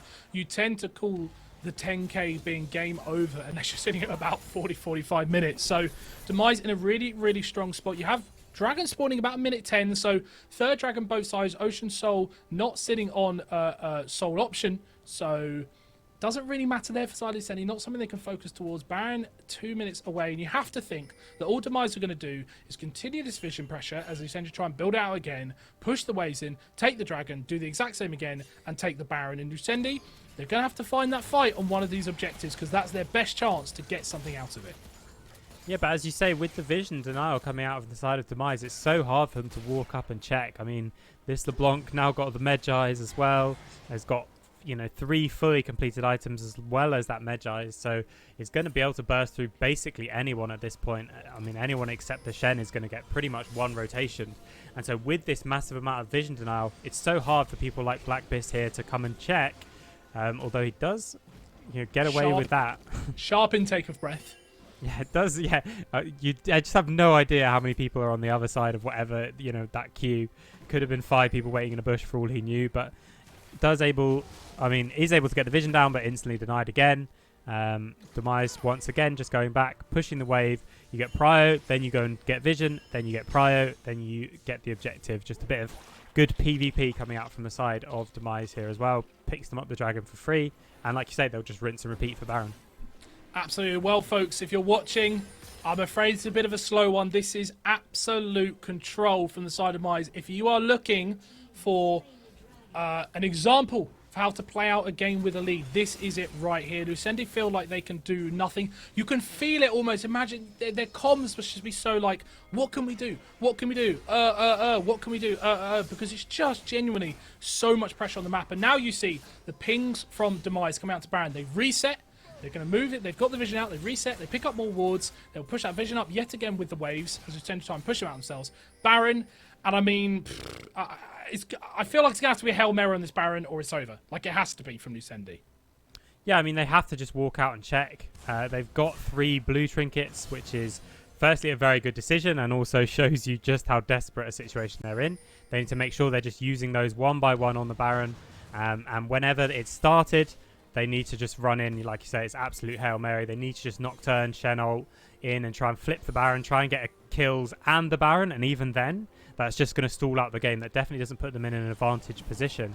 Oh, it's too late. It's too late, John. It's gone. Yeah. We can talk to Day's End about how they should do it, but end of the day, if they're just going to allow Baron to be taken for free, there's no point. And I have to say, I think, Lucendi, that was perhaps your last chance to get back into the game with a Miracle fight. They will be taking the next fight in their base. Excuse me. They will be taking their next fight in the base. They will be taking it under their own towers. But with this item disadvantage, with this gold lead, you have to think it's going to need a miracle. Yeah, I mean, as we've seen from Demise, just playing it out slowly but methodically once again. They're now going to play once again on 3 waves as Set appears in bot side. If you go on one side, you're going to lose the 2 others. So very, very difficult situation. But of course, the one advantage you do have now from the side of Lucendi is all these minions are getting closer together. As Highlander, even through the exhaust, takes 2/3 of his HP and the tower goes down in mid. So, I mean, it's just the gold lead. And that's enough. You are going to see engage forward. You're seeing the bot side where there's a little bit of fight. They tried to pull off the miracle in mid. Nice little Zhonya's there coming out with that watch into the Shen stun, but it's not enough. This fight is probably already over. Down goes the first one. Actually, good damage onto Leon, so at least Highlander will pick one on the way out. But it's a 4 against 2. You have to see how, look at the damage from Kurosh. Blows the Kaiser up. MC player walking away, battered and bruised. Blank goes, come back, sir. Grabs him. They want to take him down. They actually can't as the chains land. It is everything Demise needs to do. It was really good wave control. I was going to praise wave control to hit the towers all at the same time, but it does not matter. It is game over. And Demise, they play the game super clean, and they will stay top of the table unbeaten at 5-0 here in the UKEL. Yeah, I mean, a 30-minute game, but at no point did it really look close. I mean, Lucendi picked up a few dragons against the flow of the play just based on the resets that Demise were taking. But that shows, I think, one of the things of a really, really good team is that you're not overcommitting for every single objective just because you have a slight gold lead. You know, sometimes a reset is more important. And so just really, really clean play from Demise. They were controlled the entire way through, and they never gave Lucendi a window back into the game, even though they had this global dive comp. Absolutely. Well, I have to say, how can you stop Demise? Every time I said, even I was coming to this game going, oh, Lucendi, I think this is how you do it. They chose it in their comp and their bans. Didn't matter. Last week, we saw an attempt in terms of genuinely trying to play against their playstyle. Didn't happen. Demise look unstoppable no matter what their setup or their plan is. And it's just so impressive. And hey, we are on for an unbeaten season so far, 5-0. It's looking good. And, you know, John, you've seen them play today. You know, how they've done against a mid-table team. Do you think the unbeaten season's possible? I think it definitely is. I mean, not just because it seems like, you know, micro, they're all very, very good, but micro, your days can be off. You can have a few games where you make one mistake early and then the matchup's going to be tough 1v1. But they seem to understand the game to a basically just a higher level than Lucendi there, and also to both the teams we saw in our first game. Understand how to play with waves, understand that time is the most important resource that you have, and they're able to convert that into a gold lead in much more consistent manner, which is how you do end up in situations where you are looking at something like an undefeated split. It's still very, very difficult because you make one mistake early against the team, they come back with mythic items, and in this season it's very, very hard. But if keep playing like that, and I think Demise can potentially do it. Absolutely. Well, we're going to go away for a small break. Lots more League of Legends to come here in week 3, day 1 of the UKEL. Don't go away, folks. But in the meantime, for real this time, for real, it is unfortunately the end of our casting time for you. We will be replaced by Viperoon and his guest of the day. But in the meantime, John, you got to see Hive. You got to see Demise. Few new teams for you. You know, how's this shit split shaping up? I just swore on camera. How is this split shaping up for you in terms of layout? You know, Demise looking good in that mid-table. You know, who are your favourites? Are you liking what you see? Yeah, I mean, basically, it's a very close league. As I'll just give you some time to recover from that. It's a very, very close league, and then also it's Demise. So that's going in montage. Sorry, they look. I mean, very, very impressive with the way they played the game, the way they moved around the map. I was, you're sort of expecting when you see a team that's 4-0 at this point, you sort of expect them to potentially be, oh, we just get 2v2 and 1v1 kills in most of our games. But that wasn't actually why they were able to pick up the victory. Yes, they were able to get, I think, 1 or maybe even 2 in that game. But the biggest thing was how they converted on pressure, how they played around waves. And they had a sort of 2k goal lead with a level 4 tower dive. And that from a team in the UKEL is really, really impressive. Absolutely. Well, they are pushing for that UKL spot. Don't forget that will be on the line. But in the meantime, we are throwing away Demise 5-0 for the season. I'm going to go pay my fine. And in the meantime, we will see you next time back here on the UKEL.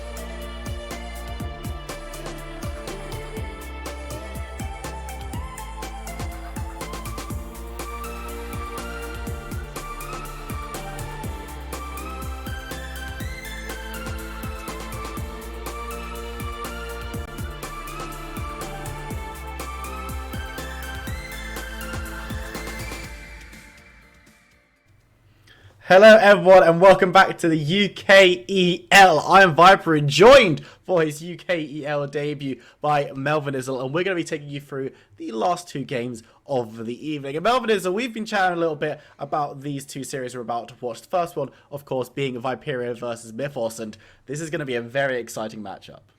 Yes, hello everybody. I'm very excited for some of these. I've been grinding a lot of UKEL VODs to the chagrin of much macro gameplay, and I'm excited to see some of it unwind here. There's a lot of cool players to keep an eye on that we can't wait to get into for Champ Select. Obviously, we're on the new patch now, so Viego is enabled. That's something to keep an eye out for. And if he's going to show up, I have a sneaking suspicion it'd be this game right now. We talked about where this new champion could maybe fit in to the games that we've got today, because he's an interesting beast. He's a jungler who maybe isn't a jungler, but I won't spoil too much about the analysis if it does get picked up by anyone. But Mythos versus Viperio is such an exciting matchup. On a personal level for the UKEL, these are the only two teams that were with the UKEL when the league was founded, way back in 2019. Blimey, we're an old league now. And they've had two very, very different storylines since they've existed. So Viperio won the first ever UKEL and then almost got relegated the next, and then came mid-table and had a pretty unexciting season last season. Mythos, on the other hand, have always just been fifth, right? They've been around that area. They've been mid-table, either just missing out pearls or just getting it. And both of these teams are now looking to solidify their position in this top half of the table. We're jumping into Champ Select, and extra cheeky, I'm sorry, no Darius for you. Yeah, it's unfortunate for them. They had a really nice showing on that last week. They've, other than that, just been relegated to tank duty. So we'll have to see, given the fact that they are on red side, so there is the chance they might get another spicy counter pick, but we'll have to find out as we get into it.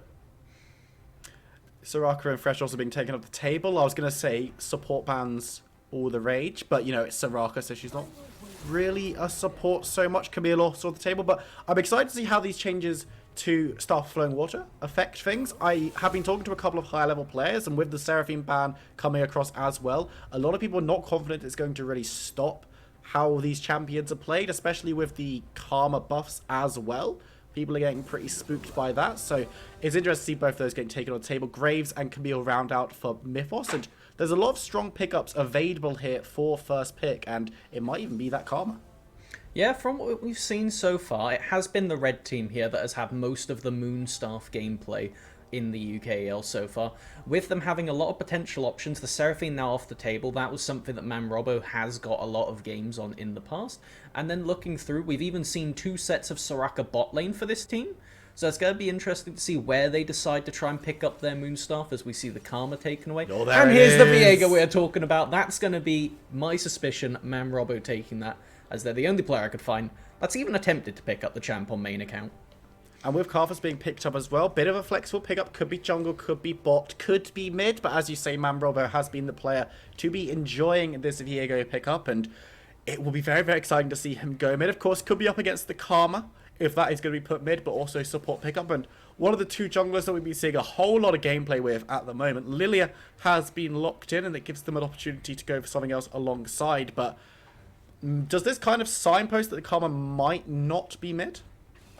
Well, with that Lucian pickup, most certainly, as that is something that Kaz can take. They are a Lucian player, so I think at the moment, just looking through, they're just keeping their options open, as Karma can pair, similar to what we saw early in the day, like Zilean, with this Lilia to just give them constant speed. It's very oppressive when you don't have point-and-click CC, so that is an option. Obviously, Kaz does like the Lucian in the bot lane. So, as it is, they have a lot of different ways to approach the draft into the second rotation. I definitely prefer the blue side, as of current, just for heading in, as they have a lot more flexibility, whereas the Karthus is very clearly, like, they could go bot, potentially, if you really wanted them to. We have seen a lot of abstract bot lane picks paired with Argento and Arcuna in this league so far. Could also go mid with Viego jungle, but really it's not as nice flexibility comparatively. Absolutely, and I mean, Karthus Rel is a bot lane. I don't know how that one goes, but I do like the Rel pickup into the Karma, of course. Being able to smack through those shields very, very quickly is a nice ability to have, and a champion who has been a lot of people have been talking about the Rel as being very, very strong. We haven't necessarily seen it as much as maybe you'd expect here at the UKEL, so it's going to be interesting to see what Arcraft can do there. No, it's not going to be extra cheeky playing at top. I don't care what some of these master players have been saying about Rel top being good. Her auto attacks are bad. Stop it. I've had enough of it. But Cho'Gath and Kled also going off the table. Wouldn't be too shocked to see another top laner banned away to round it out. Shen and Ornn spring to mind as champions that both Infor and Extra Cheeky have liked the look of in the past, but definitely going to be an interesting top lane with a lot of these stronger pickups for these two guys off the table. And let's find out if they decide to opt to give top lane counterpick here, or if they just start to reveal their hand and decide, okay, well, now you can see clearly we're pairing this with a powerful ADC that we want to pick up, as this is a really difficult part about being red side when the enemy has these flex picks, of you have to give up something first. Yes, you get the final card to put down and go, okay, we get at least one counterpick. But as we see, Extra Tiki most likely going to be piloting the Ornn this game. Now, what options are still available? Samira has made it through pick ban. Yes, she's been hit a couple times, but that W she has, the Projectile Destroyer, very upsetting to play against as Ornn. Not necessarily too likely, as Rel is a big problem for them, but these are just the kind of things you have to be thinking about as we just see a Gnar. I do like a good Gnar pick every so often, and Infor going to be grabbing that one into the Ornn. It's a nice matchup for the Gnar, and an interesting champion, enjoyable one. I was talking to Doctor a couple of days ago. We were watching some League of Legends games, and Gnar's just a solution to a lot of problems that a lot of drafts tend to have. And with this draft from Viperio currently lacking a little bit of that primary engage, that is often needed to have a bit of a proactive one. Actually, I'm talking about primary engage. That could well be a proxy. If not, then I don't Malphite mid. I think it could be Malphite support Karma mid, but frankly, they've gone a bit too far with the Flex Pick Central. Nobody said anything. It looks like it's not going to be a proxy, and I could feasibly see it going into Viego mid lane if that's where they're sure. And okay, so let's try and put this draft into English now, as we haven't been told of any proxies. So this looks like it will be the Karthus and the Rel bot lane. So the idea behind this from first glance being that the Karthus really likes landing those single target Qs, and Rel can hold people in place a lot. So this is just going to be a lot of pushing forward in the lane, and well, it's either going to go very well for them if they do manage to land the Qs, or if not, they have no way to actually peel the Lucian dashing if Rel doesn't get them straight away. So this could backfire very quickly for them. I said, I mean, I warned you. We were doing our preparation. I said, the UKEL, we always have one really wacky draft. And the first two games, we had like a Nocturne, which was a little strange. But past that, nothing that was that fun. We saw a set top, which I think is a little bit weird at the moment as well. But then we go into this one. You're like, oh, Viego mid. Well, we know the counter to that one. It's Malphite mid. Also, here's our Karthus Rel bot lane, because that's also how we're going to play League of Legends today. But I mean, we're talking about how these teams are going to play and how proactive each of them can be. Viperio over on the blue side, they seem to have all of the engages they could ever possibly want. They've got Malphite, which is the most primary of all engages. You've got Gnar, who can dive in for either your big Gnar engage or could even be a follow-up. And with Karma and Lilia, that can bundle in very, very quickly into the fight immediately afterwards. Is it going to be on them to have the priority and to basically drive this game forward? I think just because of how much hard engage is across the board, I think it more so comes down to how well you can protect your carries in these fights, and how well, in this case, it's going to be Johnny Rico and Kaz for Viperio that need to be on their toes all the time. We're likely to see a first item Zhonya's for Johnny Rico this game, just because when you're facing down Hecarim, Ornn, even Viego to some extent, they do have a good follow-up with things like the Rel. It's pretty deadly, and the second you drop one kill, the way you've got to look at Viego is it's like Katarina in the sense of they do reset very hard, because they just take your basic abilities, they get a full rotation, like no questions asked, and there's, well, not too many good champions to take. If they get a Lucian, that's pretty good, because that means they've suddenly now covered up the one hole they don't have in the team fight of no reliable long-range or mid-range ADC. But if Viego can take that, especially considering they have a Blade the Rune King built into their kit, it gets pretty nutty pretty quickly. So it's, I think, more down to if Kaz and Johnny Rico could keep themselves alive. Question for you, okay? This is your initiation question for UKEL. It's a sexual analytical. Viperin doesn't actually know how interactions work, so you're going to have to explain it to me, Hit me analyst. with it. Viego kills Gnar, while Correct. Gnar is Mega. Mega. Do you get Mega Gnar? You do. That's going to be very sad if you can get Mega Gnar, dive onto the backline and stun them, because then you've got, like, suddenly, you've got a second round of CC that's come out of nowhere, and yes, Kaz can dash, dip, and dive, and Lily is very, very quick, but I can see this being a problem with the case of, on the one hand, you want to be bundling in, on the other hand, you want to be protecting your carries, and when you've got, as you say, Hecarim and Ornn going for the throat with all the CC that they pack as well, I can see team fights in this game being exceptionally messy with a lot of people not moving anywhere, and those are the best kind of team fights because it's the most fun when no one can actually move because of all the CC. Yeah, I think just looking for it, the only thing to point out, though, people that can't move, Karthus, doesn't matter if you jump on them, completely one-shot them with your Malphite, with your Gnar ultimate if they're in Mega. What you need to then think about is Karthus just dies, or Zhonya's if they're lucky, and then they're just going to start chipping people down. And champions like this, I think there's actually a pretty good Viego comp on the red team here. It's something that I've been trying my best to figure out how the champion really wants to be played. And it is, they need this hard initiate to get them in. They need somebody else to go in first, that'll be Hecarim. They need somebody to actually keep them safe, that'll be Rel. You need somebody that can kind of fill in the middle ground, Ornn is Ornn. And then somebody that actually gets the enemy low, so that you can go in and start resetting. And clearly that's going to be Karthus, because if you dive in onto the red team here, that can backfire so fast. Mythos has a really good team for counter-engage, because if you kill Karthus, they obviously still have 7 seconds of throwing Qs, potentially even dropping Requiem if they were bursted that quick. Rel then holds everybody still on top of the dead Karthus, and frankly, if we're looking at AoE, the rest of the team is spoken for, as it's just going to be follow-up on follow-up. So I actually really like Mythos' comp here, and I'm not being biased just because I'm 15 games deep into Viego right now. It's like, God damn it, I've been playing this champion, I want it to work. Please, Mythos, make it work.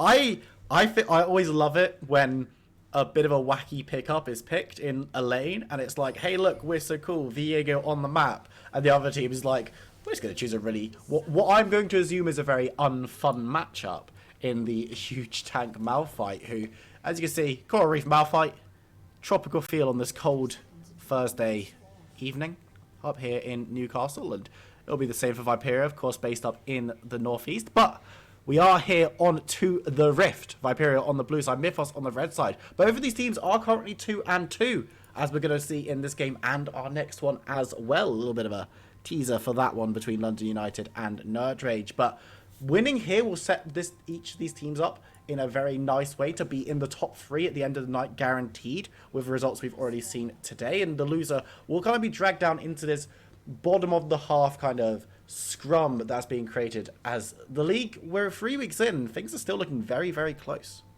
Yeah, it's similar to what we saw in the LEC of all the teams that are very clumped up, with the exception of Demise, who is by far and away the clear current first.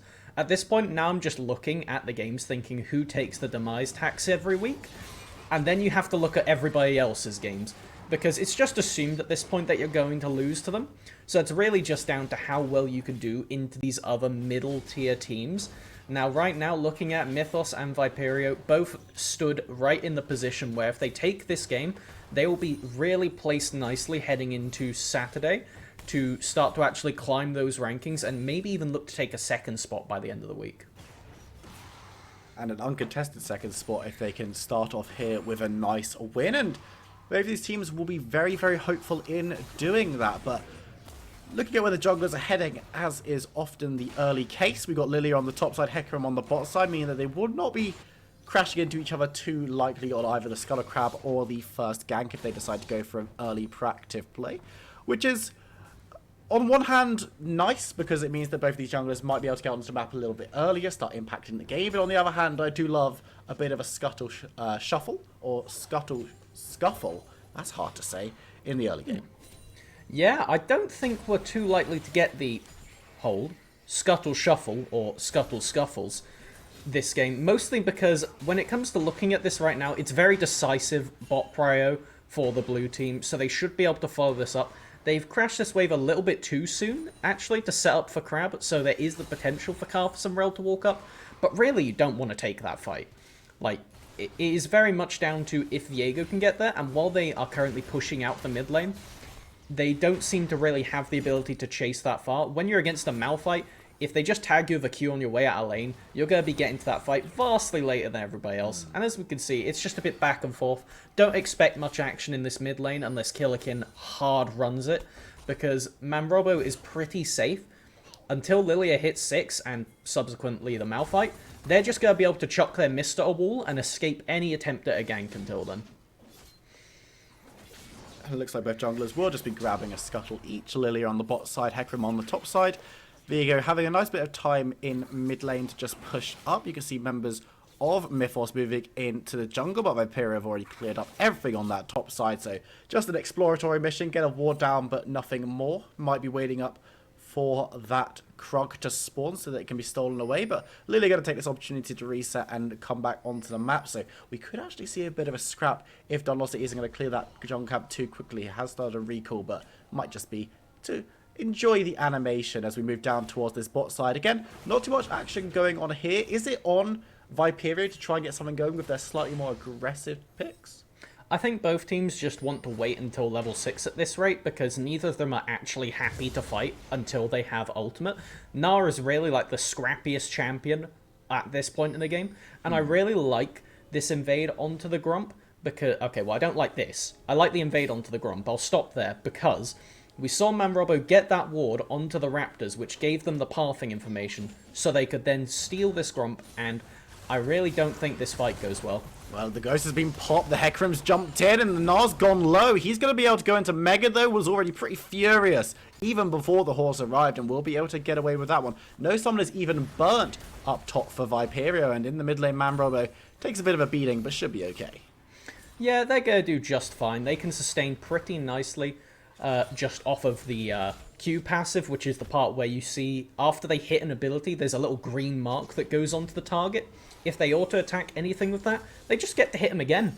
It just double hits them a la Lucian passive. So it's quite good, and it applies a mini Blade the Ruin King proc. As we see now, Johnny Rico is actually counter-jungling the Grump because of how long Dunlossi stood around. And this is because they went for that top lane gank that they're able to do this. Because if they're just stolen Grump, reset, pathed, and then got a full clear, they would be tagging level 6 before Johnny Rico and be in position to dive this Gnar with Ornn around the level 6 mark. But as it is, because they decided to opt for not recalling and then pathing into topside, we see now it's a pretty free dragon for the Viperio squad. I don't think there'll be a contest, and Dunlossi is going to be severely disappointed when they don't hit level 6. Yeah, coming down towards that bot side with the blue buff up, I don't think Viperio were being too sneaky starting up that dragon. Killigan actually needs to be a little bit careful he doesn't bundle into Manrobo. There's the dragon secured, and Malphite will be able to get away. Obviously, leaving to go and help with that objective means that he's not going to have the unstoppable force right at this very second, while level 6 has already been hit by Manrobo on the Viego. But again, should be pretty safe. And Hecarim, level 6 for the recall is quite nice, but things are looking pretty even, but also at the same time pretty nice for Viperio. Yeah, they are getting to just take it nice and chill. Lilia hasn't been punished in these early few levels by really anything. And if we actually press down and look at the CS though, Viego, Manrobo is doing very well currently. 20 CS lead in this mid lane, far more than across the map. In fact, it almost equates to both the CS lead of Viperio's jungle and bot lane, as we see the level 6 gank we talked about coming in. Donlossi trying for it again. Remember, Gnar does have the flash available, but going to be feared away from the wall that he can get over, and he's nowhere near as angry this time around, meaning he will go down extra cheeky, picking up first blood. And the only difference outside level 6 between that and the previous gank was just the amount of minions that they had. Infor had the confidence to stand around in the minion wave at that level 5 gank, forcing Dunlossi's Ghost, just because they saw how many minions there were. They weren't going to get chunked out, and the position that Hecarim approached for just led to an easy hop away into double stun.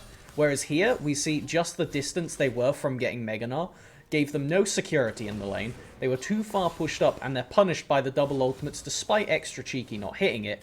Still doesn't mean they get to survive.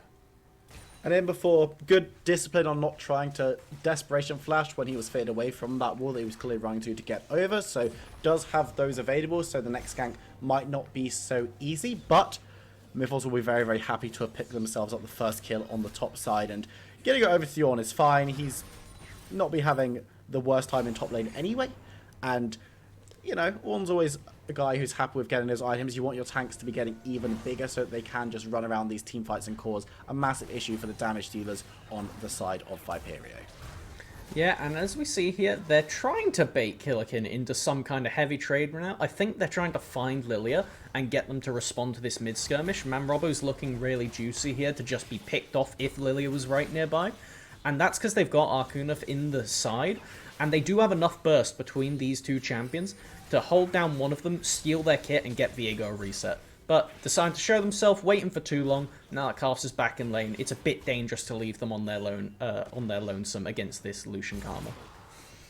Yeah, don't want to be giving Karthus too much time alone, and also don't want to be trying to dive a Malphite with ultimate, especially when Lilia is hanging around in the wings, because that doesn't often end well for any champion, let alone Viego and Rel. But you can see Rel has moved her way down to the bot side again, going to be getting back to her marksman. Well, marksman's it's a loose term, it's a Karthus, but you know, yeah. he's doing the role, he's doing quite well. The farm's not terrible, but the engage coming through, a bit of a culling coming down, but I don't expect too much damage, too much threat to be secured. And Arcraft is slow to leave with that Rel jump, but is able to do so. They may attempt to punish here, but Johnny Rico knows that they see them. As we see on the other side of the map, Dunlossie is actually trading this for Rift Herald. They're going to need to use that to try and snowball either Viego or this Karthus, but right now this bot lane dive is looking all the more real, as Extra Cheeky's actually counter-TPing just to keep them alive. Yeah, just to be safe, and probably not going to be able to catch anything, as Johnny Rico is quick to leave and now might put some damage down onto the... Oh, actually going to put him to sleep with the ultimate, but he's unstoppable, so it's not going to work. And Kaz over the wall gets some shots down. He's rooted up, and actually he needs to be very, very careful. Arcraft even more so as the teleport is coming through. The first killing fight goes on to Kaz. They're going to be able to clean up the second as well, as Kaz is exhausted but gets away. He won't be able to get away from the Requiem, though, as it's cooled down. 2 kills for 1 in the fight at the end of the day, but Viperio come way the better. And Mythos just getting way too proactive there for what they were good for. Extra Cheeky didn't need to TP down that early. They could have saved it to be reactive. Infor didn't have the Mega Gnar on hand at the time, so it was never going to be a fair match. And they just come in early and stand and try and path through the river. If they had just walked back through their lane or safely through jungle, it's completely fine. Even if they had tried to aggressively force on the Lilia. But they just gave the bot lane of Viperion enough time to follow up there, catch up, get in the fight, and I mean, as we said, it's Karthus. If you get on top of them, they die. They managed to get a counter kill, but frankly, a 2-for-1 is not what you're looking for at this point in the game. No, not necessarily, and especially not when you can pick up so many members of Mythos' roster. In the mid lane, Killikin is a level down, but does have support from Lilia on the bot side, and not going to be the most scared individual about being taken down by Viego when he doesn't have a mythic, especially, because he had to rush into those Merc boots to make sure he's not going low. And Arcraft again will be the target of the Cull again. It won't do too much damage, but this gives Viperio again pressure to grab the dragon. Yeah, I really like that. It's just to zone them out of the lane. Rel has to go into the slow form when they're demounted, and that just means that they don't have the even chance of trying to initiate on this, as they have to wait what is net 20 seconds to be able to remount, jump in again. And in effect, that just completely secures them the dragon. They weren't looking for a contest on Mythos' side, but better to be safe than railed. Better to be safe than knocked up, CC and killed. Uh-huh. I think that's how the saying goes. I'm not entirely sure, so I'll have to look that one up. But this game so far, we are about 12 minutes in, so a couple more minutes to grab plates if either team are able to pressure in. But it has been very, very quiet, very, very even, except for that one play on the bot side, which didn't even build up to that much. It's been tit for tat, slow farm, having a good time. I think Viperio just shading it at the moment. You can see in the gold score as the flash from in before will save his life from Extra Cheeky's ultimate. But in the bot side, is that a scuffle I see? They're going for a dive. Has is going low. Has to run away behind the tower as people are going to be put to sleep. But they're going to be put to sleep on the tower with teleport coming in. That's not a very safe teleport as Man Robo picks up the first kill of the fight. He's going to use his Karma form to try and escape. He's jumped back out into the Viego form. Surprise, and manages to pick up a second kill before going down. A Gentile needs to be careful though because the rest of the team members who went in with him have been killed. And while Carthus is pretty chill with the whole idea of dying, I don't think he wants to go it for free. He's going to go down to the flash from Killikin. And once again, 3 kills picked up by Viperio on the bot side. And it was a really nice idea from Mamrobo to go in there, and it was ever so close to working. They were just a fraction of a second off as we see a force from in before here. Not going to amount to much though. But in that bot lane play, if they had managed to jump into the second form after they were Karma, then they potentially could have turned that into a massive turn play, where they would have ended up just getting the quadra kill. But because they didn't go over the wall when they flashed and instead just ran upwards, it made it very easy for the Viperio squad to chase them. Without the ultimate, they don't have that much mobility. Clearly, you can see that Mamrobo had the right idea, but just didn't get the execution down. As this Rift Herald is about to run out, and Dunlossie has now just got to decide which lane they're chucking it in before it runs.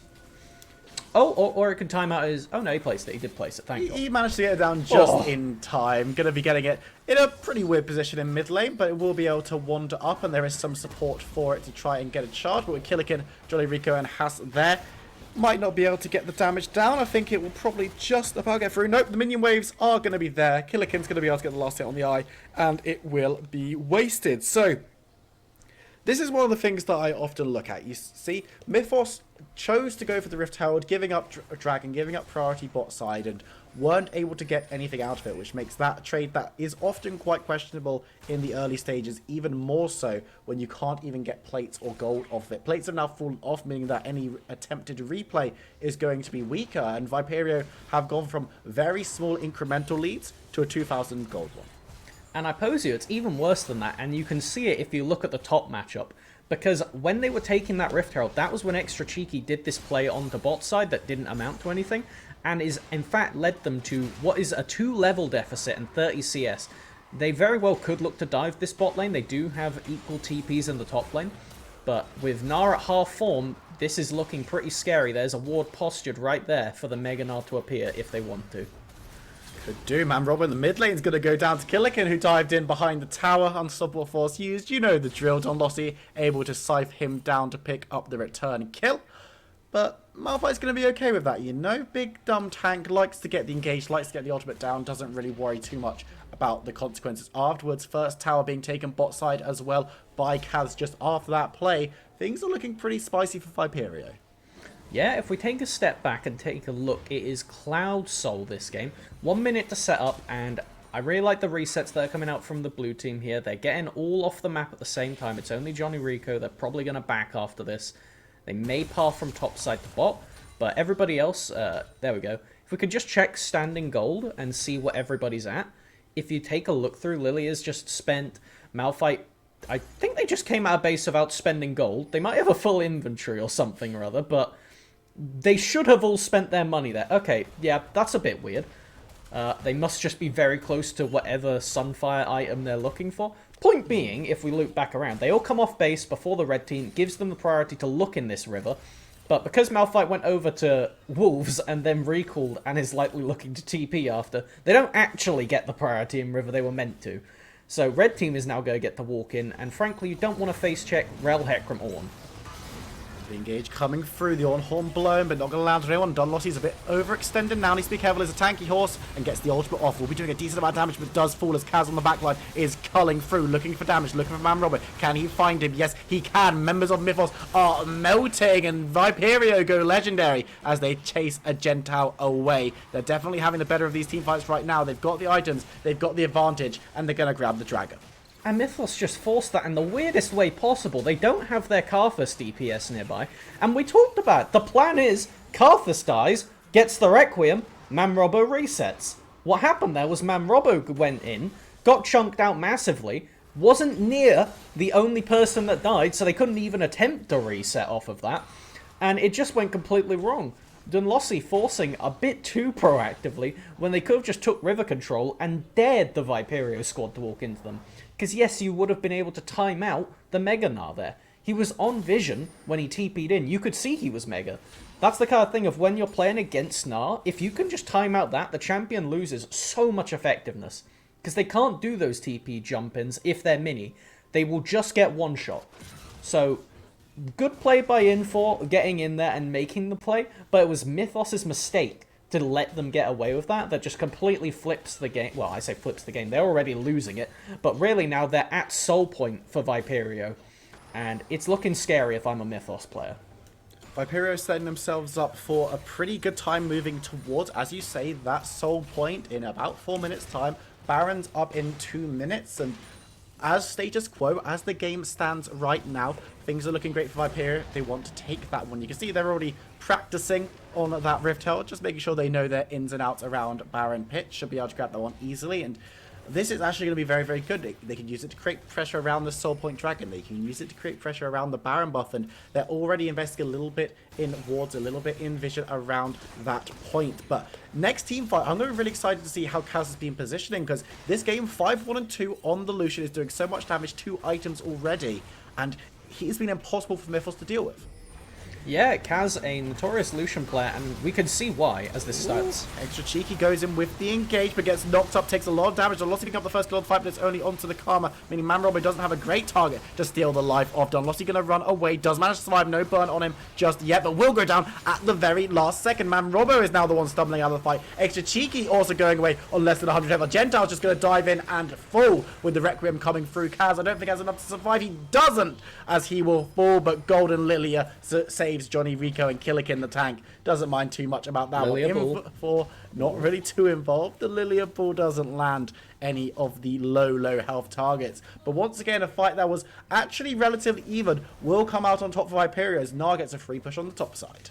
And frankly, that was idealistic as it could get for Mythos at the start of that fight. You could just see the excessive amount of particles from the Ornult into Hecamolt with the Rel jumping on top. If you can't win a fight like that, it's going to only get more difficult. And Kaz, good positioning right there. We saw they were just on the edge of the fight, got the full culling off, then got to just skirt around the edge. You can really see the proficiency on the champion, as they are the equivalent of Manrobbo's Viego this game.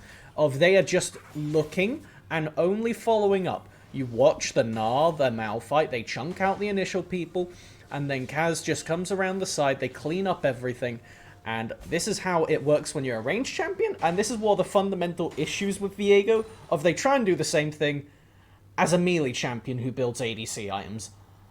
And that's a lot more difficult. Yeah, it's not a simple ask, and you can see now that all members of Viperio picked up their mythics, only 3 members of Mythos. You can see Viego gone for his own sword. You know, a bit of a nod to himself, he likes to grab that one, and Rel also a no mythic Michael at the moment as well. So Mythos are in a bad spot, and as you said, the last fight was kind of the best case scenario initially for them, and it still only came out around even Viperio favoured a little bit, which doesn't bode well moving towards Baron Nashor. It's already on the map. You can see dragons up in a minute, and with it being a Cloud Drake, it will burn through very quickly. Mythos have to make a stand around these objectives, don't they? Because otherwise the siege, the power coming through from Viperio will probably just be too much. At this point, it's desperation. What I want to see from Mythos, that they're clearly not doing, is to just stand in, get mid-prio, and then look to force this Baron.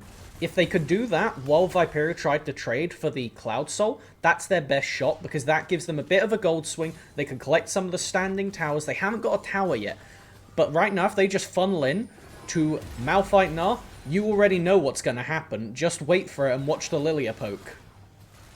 Lilia throwing those balls. Bowling with Lilia. Not a fun game if you're on Mythos, but Viperio will be enjoying it quite a lot. Infor is mad, has gone mega, so now Mythos need to back away before they get engaged on. Infor has found members on the back wanting. This is the ultimate, though, as the fight could now kick off. Nice on stop of force on to do. Catches Viego and the On. Arcraft is already dead. Members are going low from Mythos. The Requiem coming through, but it's not going to be doing anything to anyone as the double kill comes down from Kaz. Extra cheeky, going to be chased away and put down by the Boomerang coming through from Gnar. That's an easy team fight once again for Viperio, as a Gentile gets the ultimate involved, but no other inclusion in that team fight. The soul goes over to Viperio. They're going to move towards Baron as well, and things are looking very grim for Mythos. All but lights out for Mythos at this point. They really only had that one course of action. We saw what happened. And frankly, Viperia wasn't even all in position. They missed the Gnar roll. And that's still how it went. That was never going to go in Mythos' favour unless Kaz just sprints it into them with Flash. And I doubt that this is going to get stolen by Karthus, but we can have wishful thinking. No, didn't think so. Nope, going to be picked up easily by Viperia. They've got themselves the Soul and the Baron in one swift movement. They've got themselves a very comfortable 8,500 gold lead. And things are looking very, very good for Viperia. With these resources, with the Dragon and the Baron, what do you want to see them pick up? How do you want to see them get closer to the end of this game with these objectives? I would like to see Infor pressure a side lane, as we see them looking like they're running to bot right now. This is good. Setting up in this mid bot lane is fine. They already have top pressure, meaning that they can quite freely push out these two waves. And then they escort the Baron minions in. Infor builds up Mega Gnar stacks, and then they just start walking in between mid and bot lane when they're about 80%. Because if they do that and just don't go Mega, it's so much pressure for Mythos, because they can't force a fight when they're about to go Mega, but you also don't want to hesitantly wait for them to just chip the towers, because they have better poke. Lilia E and, well, what is in reality poke at this point, the Lucian R, just completely ruins you from a range and means you can't even get away with a Desperation ult or a Desperation dive back onto them. And this is really good stuff now, but this is the only opening they're going to get for Mythos. Gnar has just gone mini again, but they're backing off, not coordinated, and this is only going to get worse for Mythos as they're likely going to lose an inhib here. Now getting a pretty free time on the bot side, chipping away at that inner tower. Of course, there's still an inner tower top as well, but as you say, Viperia have marauded forward, trying to get onto that inhibitor tower. We'll be able to take it down in very short order, and now there's no tower to fight under from Mythos, so they want to go for an engage. It's going to be worse for wear on that one. Man Robo creating a shroudy circle around the inhib, but not going to be able to do too much except for attempt to clear out these minions before an engage comes through. But the longer they wait, the more they're going to lose, and Mythos, they're on a ticking clock right now. Dunlossie taking the poke initially. As you can see, M4 jumping in, has Mega Gnar, has caught out Hecarim, looking for the damage as the inhibitor falls. Dunlossie's gone down, gets a feral, but it's not going to be enough. Arcraft gets a nice little engage, but will it do anything? No, it won't. Requiem come through. They do manage to shut down on to the Lilia, but that's the only member they're going to be able to catch. The Requiem just tickling at this point. It's ex-cheeky, is chased away and killed. A Gentile last member standing, but doesn't stand for long as it's a quadra kill going over to the Lucian. Kaz picks up the ace. No penta for him though, but he'll be happy to destroy the Nexus as Viperio take themselves up the scoreboard. And the only dreams for Mythos are those brought on by Lilia. That was a excellent execution from Viperio when they were handed a lead. They clearly just kept walking it forward, never really dropped a beat throughout the entire half of the game. And Kaz really just running it on this Lucian, but in the good way. They were straight up impossible to touch for the enemy team, with the exception of that one fight later on into the game. But frankly, it was already so far in Viperio's favour at that point, it didn't matter. And while Mythos had ins to try and get back, it was that play onto the bot lane at around about, I think it was 7, 8 levels, when Ornn TP'd down and just completely lost all priority to the Gnar. It really started to go completely wrong for Mythos. And that was the best that Viperia have played this split, easily. The best I've seen them play this split. Obviously, first time casting them this season. You missed me, boys. Clearly, that's what's going on. You need to be here before you can play at your best. But they were unplayable. Mythos early game looks okay, but it was kind of as we said earlier on. It was like incremental advantages coming through from Viperia. They got the early dragons. They got the better of these 3-1, 3-2 trades in these skirmishes, and they were getting small leads everywhere on the map pretty much. And where did it start going really, really wrong for Mythos? Where was the kind of turning point where it went from a even close game to a Viperia running with this game?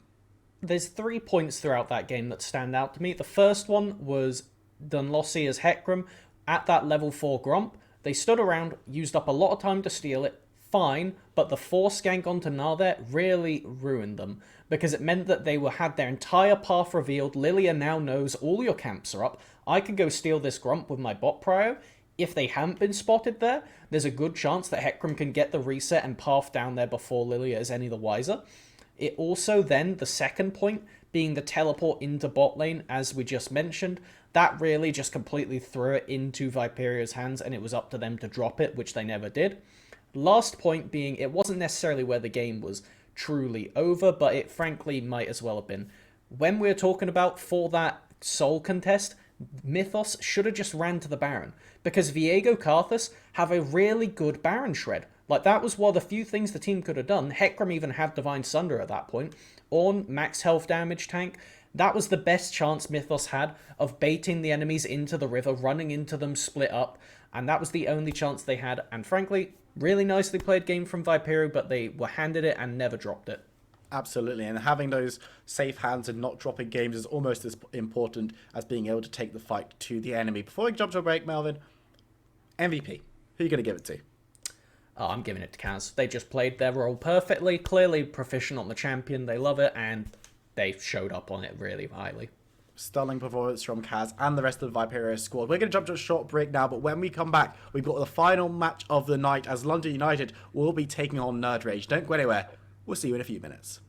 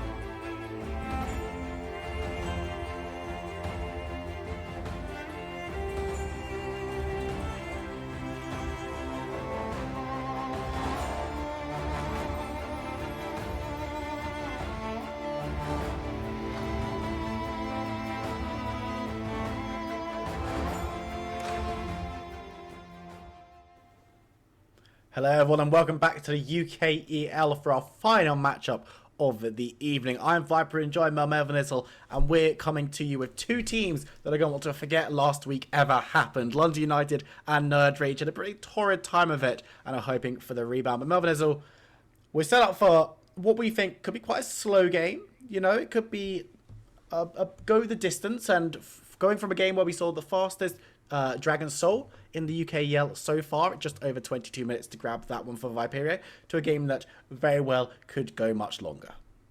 And is most likely expected to. London and Nerd Rage will be up next, and these are two of the slower teams. It's a bit of a mixed bag when you look at it, as sometimes they commit a little bit too hard. That's more so on the London side for last week.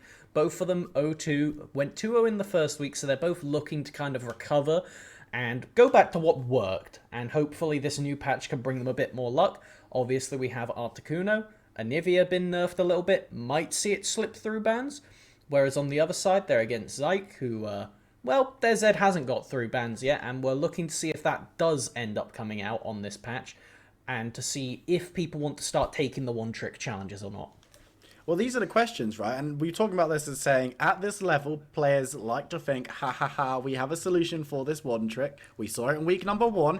You don't have a solution to Articuno's Anivia. We saw that. It stomped. It's the same with Vayne God's Vayne. You think you have a solution to Vayne God's Vayne. Chances are, you probably don't actually have a solution to Vayne God's Vayne. We've seen him win it on it in competitive so many times. But Zyke and Zed, this is a combination we haven't yet seen because it has just been banned away. People don't want to be into it, and I'll be excited to see if London feel confident enough to go up against it. But I'm very excited for the dynamics in this game because we were talking about this one earlier.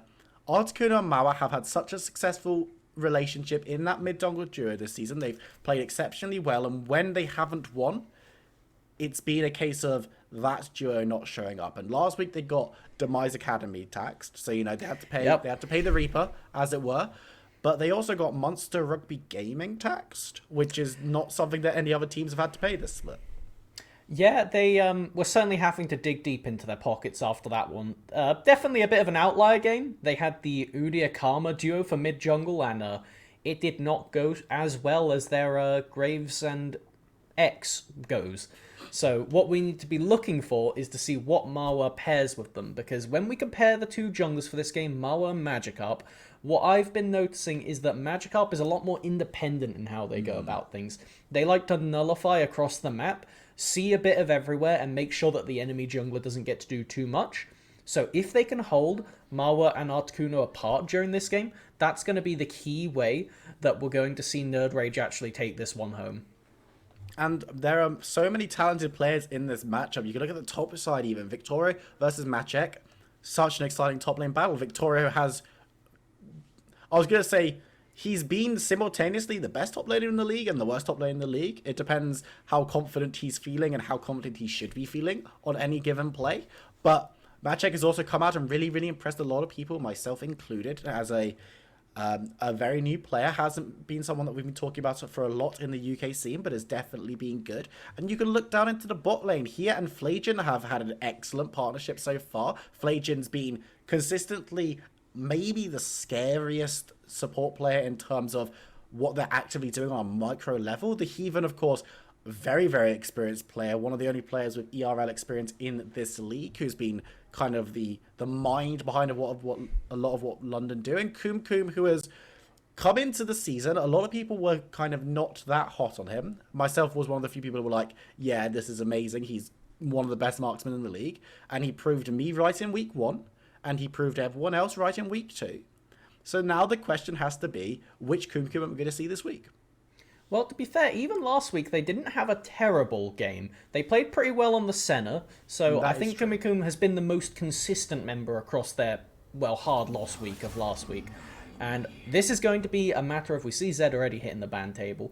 I think it's going to be a mix of jungle and support diff this game, because Heathen and Flajian are both big factors for actually getting in on fights this game.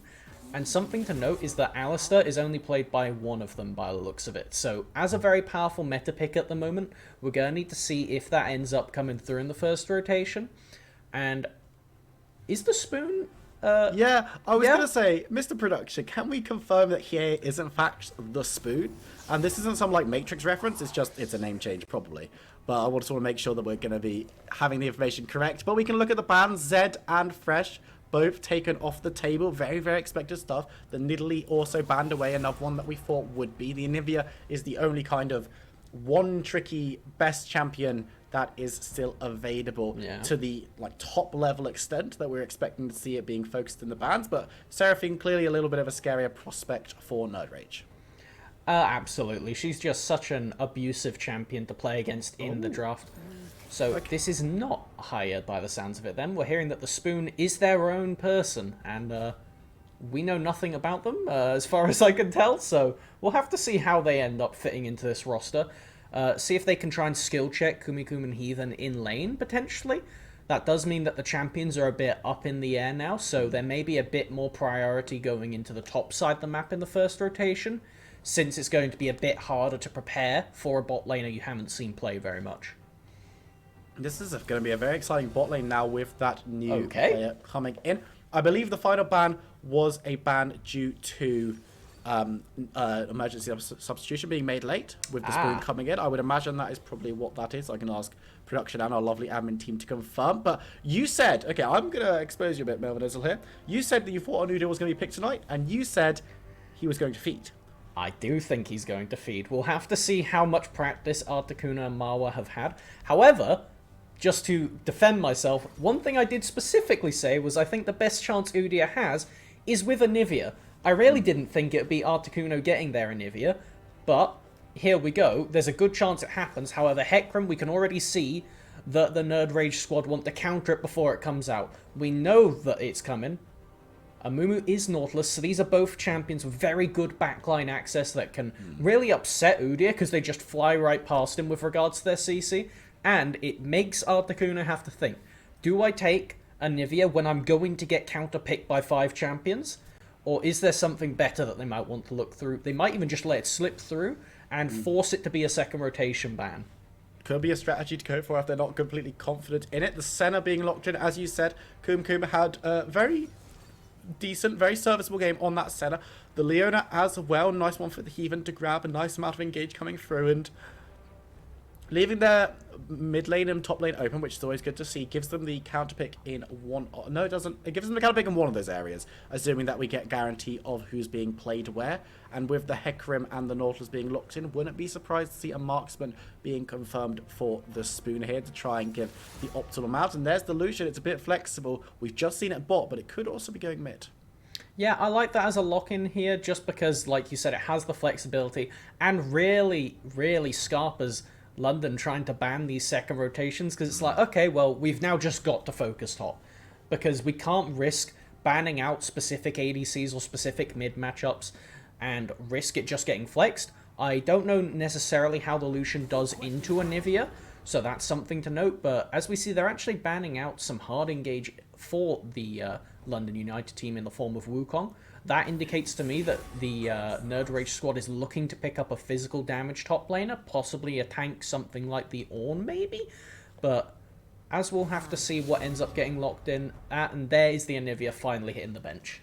Well, this is the question where Articuno was like, if we wanted Articuno to play this pick, if Articuno was very confident having Anivia into the heavy engage that was picked first rotation, then you've got to imagine it would have been picked up in the first 3 pickups. But probably not going to feel too bad about that. We've seen Articuno have success on other champions. The Karma that he played last week while not getting a win is still available. Lissandra as well as a bit of a wilder pick that could well be chosen. We're seeing Syndra being locked in here for Zyke in the mid lane, and this is something that we've seen him play a lot, but we need to see a lot more from him on this champ. I'm just trying to rack my brain for other support champions. We could see Lulu potentially. She does pretty well into Syndra innately because she negates the burst a lot with the shield plus ultimate. It's something Articuno has played before, and I'm just trying to think of what they want to pair with. Thank you. Pair with that Udyr, because you don't just lock in Udyr and then not give them any support. They learnt from last week. They gave it support and it didn't necessarily go well. So this is all about trying to get them ahead, and this is going to be very much going with what we talked about earlier of London. We know what works. When Articuno sets up Marwa for the play, it goes well for us. We want to try and force that, and we'll have to see now. This might actually be Victorio taking the Lulu in the end, with that Yone coming in. We have seen it top once, but more than likely going mid on Articuno. See, I was very worried because I looked at the team from London United. I saw Senna, Leona, and Lulu, and it was looking awfully like a funnel for a second there. And Tarek hadn't been banned, so I was spooked. But fortunately, they have gone for that Yone, so there's a bit more extra damage coming through in either Articuno or Victorio's hands. We'll just have to see how they decide to pick up. And with Aurelia being the lock-in as well, you said that there was going to be some 80 damage in the top side. That could be it. Yeah, that certainly looks like it. I can understand now why they got rid of the Wukong, as it's a bit of a nuisance with the ability to go invisible. Makes it very hard for Irelia to keep the sustained fights going. Obviously, another Conqueror champion does very well. This is going to be not a slow game. I'm going to call it now. If this is not a hectic game, something has gone direly wrong for at least one of the junglers. Because just looking at how this wants to play out, we're going to now have to find out whether they send Yone top or whether Articuno will be piloting that. Because Irelia can punish both of those picks pretty hard once they get out of the initial first 3 levels. So my question to you now that we see the two compositions, as we do run through picks and bans again because of that proxy pick, we thought this game was going to go quite the distance, we thought it was going to be quite long. Do these two compositions kind of build into that? Absolutely not. I love that both teams are trying to mix it up but stay the same. The way I was looking at both these teams is London United, I've been thinking of them as a clapback team, where they like to look at the game and they take micro fights, 3v3s, 2v2s, these are the kind of skirmishes they love the most, and they wait until somebody steps out of position and they are always ready to go in after that. This is something that Udyr does very well with the speed up from Lulu. Yone, very good at this. The ability to E-ult is a disgusting pick tool if you overstep in a lane. The Leona, enough said, and then Senna does a great job across the map supplementing this style. So it's not what we were expecting, but then if we look over to the Nerd Rage side, they have gone a bit more of what we expected with the very uncharacteristic Irelia pull-out in the top lane. This is going to be, well, tough to see, as we see the pick bans flying through now. It's going to be all about if they are not bullied too hard by Victoria and Marwa in these first 3 or so levels, because that is when Lulu can actually get the fact it's, range top lane. They can get the poking. But when it gets after that, Irelia will have kill threat, especially in the levels 4-5 before Lulu has the ultimate available. Without Wild Growth, you can't interrupt Irelia's Q resets. And it's pretty scary. It's pretty damn scary. Well, these are the questions that we need to ask now. So, Lulu on the top side, you say, has poke early, but then moving forward, there's a lot of pressure on Victoria on this pickup. And it's a supportive champion. It's someone who's meant to allow for champions like Udyr to get going, get working in the early game, and then move forward and support the team in the later stages. But does that mean that we've seen Mao and Articuno? Are they going to go their separate ways? Are we seeing the breakup of this iconic London United duo this game? Well, I think it's actually them also evolving their relationship. They're asking Victorio to join them. Because what I can see happening here is, I know, keep it PG, but we can see that what I think is going to happen is Victorio on this Lulu is going to be playing very hard to the mid lane. They're going to just be trying to set up for Marwa in lane, feed off of this Irelia, presumably doing Irelia things, maybe have 1-2 ints if they don't set up the lane correctly, and then bring that to mid and just constantly pressure Zyke on this Syndra. This was the best champion we've seen from them, though. I will say they've only played Victor and Syndra, and I much preferred their Syndra performance to their Victor. So a bit safer, does have the ability to deny Udyr with the knockback. But actually, it looks like the Spoon, the unsuspecting Spoon, looks to be taking Syndra bot. So ignore that last point, and we'll have to see how this ends up going now, if they swap back again. Well, assuming that they're not going to be able to swap back because the timer is ticking down too quickly, what are we expecting from this bot lane then? Syndra Nautilus into Senna Leona? Can we expect big engages? Because of course both these supports are equally good at going in and trying to get fights started in the 2v2 and hanging back and preventing the other one from doing so. Senna doesn't love massive fights early. Syndra is quite an interesting case, not going to be the one who wants to be trying to go toe-to-toe with anyone early, but can certainly do so if she has the mana. Are we expecting a very, very quiet bot lane? No. I'm expecting Flajian to presumably get fought on or to start the fight level 2. I specifically talk about the Naut here because Leona themselves really likes playing into Nautilus because it's the kind of thing if they both just smush next to each other, and Leona's the tankier one of the two, so she ends up being alive for longer. And in these early levels, Syndra is not going to pump out ridiculous damage because they're going to have to decide whether they're focusing on pushing the wave in to try and get their Hecarim some priority, try and secure that bot side Scuttle Crab, or they're going to have to be focusing on the poke. They don't get to do both, and they will run out of mana quite quickly. We'll have to see what their runes are, if they can supplement that in any way, because they do have enough burst to take out Senna in the early levels, but only in those early levels until they get to 6. So it's like the opposite of top lane almost now, where it's the mage is now the one who is pretty confident in the 4-5, but 1, 2, 3, this is going to be Senna and Leona just abusing base stats to beat Nautilus and Syndra around. Now, saying that, it obviously comes down to where the jungler's path. We've got blue side Udyr, they really like starting blue buff, so there is a good chance that we see skirmishes around the level 3 mark, with potentially both junglers rooting their way down. If that ends up happening, I definitely prefer the side of London because the point and click from Udyr is just very obnoxious in the first few levels.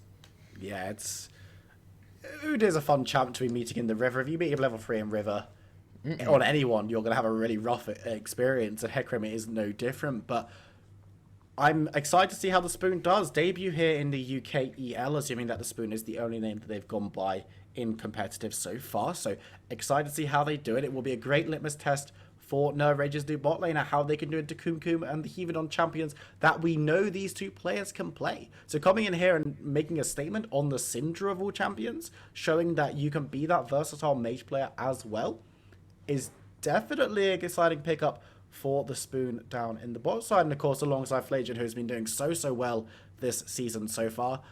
I'm very, very excited to see it. But we are going to be a little bit of time into game, everybody, because there is a short pause at the beginning of the game. Due to some lag issues. Let's hope they're not clash related as we go through. You know, yesterday was kind of fine after the first game. The first game was very rough, but you know, we managed it in the end. But if you're looking at these two team compositions, Melvin, is there a comp that you're much preferring to the other? See, it's weird because normally you look at two comps and you go, okay, ease of execution. That's the, like, at this level of play, this is what is usually favored. Neither comp is, like, particularly easy to play. I would say I favor London, and that's because if you look at how both comps want to play, Syndra, by going bot lane, means they're going to be stunted on levels. Because of this, it means that the Lulu is going to innately do way more, along with the Senna, for negating the burst from this Syndra. Now, Lucian's a bit of a wild card here, of it very much just depends on how well this mid lane goes for both matchups. Lucian can punish the Yone very hard in these first few levels, but as we know, Marwa is not a stranger to the mid lane, so we may see an Udyr come and swing that mid lane matchup around the level 2-3 mark. But as far as it goes, I think I favour the London squad if they don't fall too behind early. And this is going to be that level 4-5. If they can get to level 6, I really like where London's at. But on the other side, Nerd Rage have a lot of good tools across all their lanes, actually, to get priority and threaten onto the enemy champions. So expect to see a lot of action in all the lanes around that level 4-5 mark, and I'm predicting it's going to go in the Nerd Rage favour at that point. If they get through it, though, then it's London favoured, in my opinion. We'll have to see what state Nerd Rage get to level 6 in and what kind of objectives they can play around as well, because if you've got priority in these lanes, you want to be fighting, you can be getting dragons as well, you can be kind of forcing these earlier objectives because you're feeling confident to take them. But if London can sneak them away or kind of find themselves good resets, that it could be very, very interesting. And we'll have to see how this Lucian does. We just saw a very, very strong game on Lucian from Kaz in the bot lane for Viperia. We'll have to see if Zyke is in the same mold, if he is inspired, if Kaz has given him some tips, you know, in the short break that we had before. Actually, that's what this pause is. It's Kaz That's their coaching lesson, one-on-one. It's like, hey, by the way, Lucian, very strong. I did good. Now you could do the same. And this mid lane could be very interesting to see how it's played by Articuno, who we kind of more used to see playing these kind of mages. The Karmas, your Lissandras, your, I was going to call Victor. it Articunos, your Anivia, your Victor. Like, these are not Yone. This is the first time that we're seeing him really deviate from the format of what we know and love from him, this season at least. I want to see how well he does if he goes and plays very passively, sits back as you would at a mage, and it doesn't really work, or if that's exactly what you want to do in the mid lane against the Lucian when you're Yone. There's a lot of questions to be asked about this mid lane pick, and I'm excited to see how Articuno answers them. Yeah, this is going to be dependent on the level 3 paths of both junglers. Udyr is still able to full clear his entire jungle before the crab spawns and be level 4 with it. That puts them at quite the spike ahead of all the laners. So as far as it goes, keep an eye on if they get an uninterrupted first clear, because if they do, it's very big for the London squad. Only thing is that does put them on the bot side at level 4, which, like we're talking about, leaves Victorio very susceptible just when they're at their weakest. So if both teams are really paying a lot of attention right now, you can actually already be formulating these plans in this pause and thinking about where you want the path to, if there's any fake outs you can try and do. And it's very dependent for the Nerd Rage squad to track the Udyr in these early levels. Since Lucian can get the push, they can get that Raptor ward that we saw did so much work last game. I can imagine if they can get again coming into this game here, we'll see it be quite big. Well, here we go, on to the Rift for the final time this evening in the UKEL. London United sitting over on the blue side with Nerd Rage on the red. No massive engages coming through early, no invade pathing used, as everyone sets up standard lines of scrimmage. Melvin Izzle, for the final time tonight, who do you think is going to win this game? I'm going to put my money with London United. And that's just because the requirement to do things is on Nerd Rage. And from what I've seen of them, they've struggled when that's been the case. That is interesting. This is kind of the talk that we've been having, and we were talking about before we came on broadcast, and looking at these two teams. There's two of the teams that prefer to sit back a little, not necessarily be super reactive in their game style, but allow the other team to kind of dictate things in the early stages and just prove that they are better, right? Which works well unless you're against Demise Academy, in which case it doesn't work at all, because Demise Academy just run you over, as we've seen 5 times so far this split. Yeah, but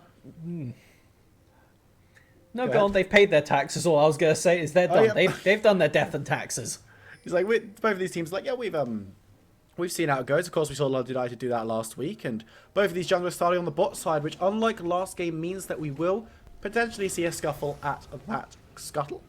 And with Mara being on Udyr, we'll feel confident in doing so. He's got his pajamas on, so he's very comfortable as he moves up towards that top side. And I'm excited to see how these junglers react, how they interact. This game, for me, when I was looking into it as a narrative and the chosen matchup and stuff, is all about the story of these two junglers, because Magikarp coming to the league looks monstrous in every lane, every way individually. And Mala, as a team player, has been almost unparalleled in the jungle this season compared to others. So I'm very, very excited to see how these two different playstyles interact with two players who are at the top of their respective games. You can see London have got level 2 first in the boss. I'm putting a decent amount of damage on Deflated, who is ignited, has had to use his flash, and will be killed for first blood. The Heathen picking up that one, and this is exactly what you said would happen in the bot lane, and it's worked wonders for London. London, they were listening, and it works exactly as expected. What is Spoon going to do? They have one ability as Syndra. Yeah, you can throw out as many Qs as you want onto either of the bot lanes, but without heal to support your support there, you're just going to watch them die. And really nice ability for the London bot lane to get level 2 early, and they did some good wave control to do it. Managed to just force there, like we said, even getting Flageon's flash in the process.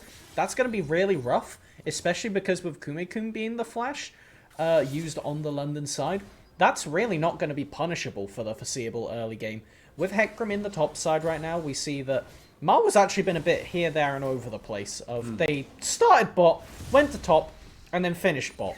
So, frankly, I'm not 100% why.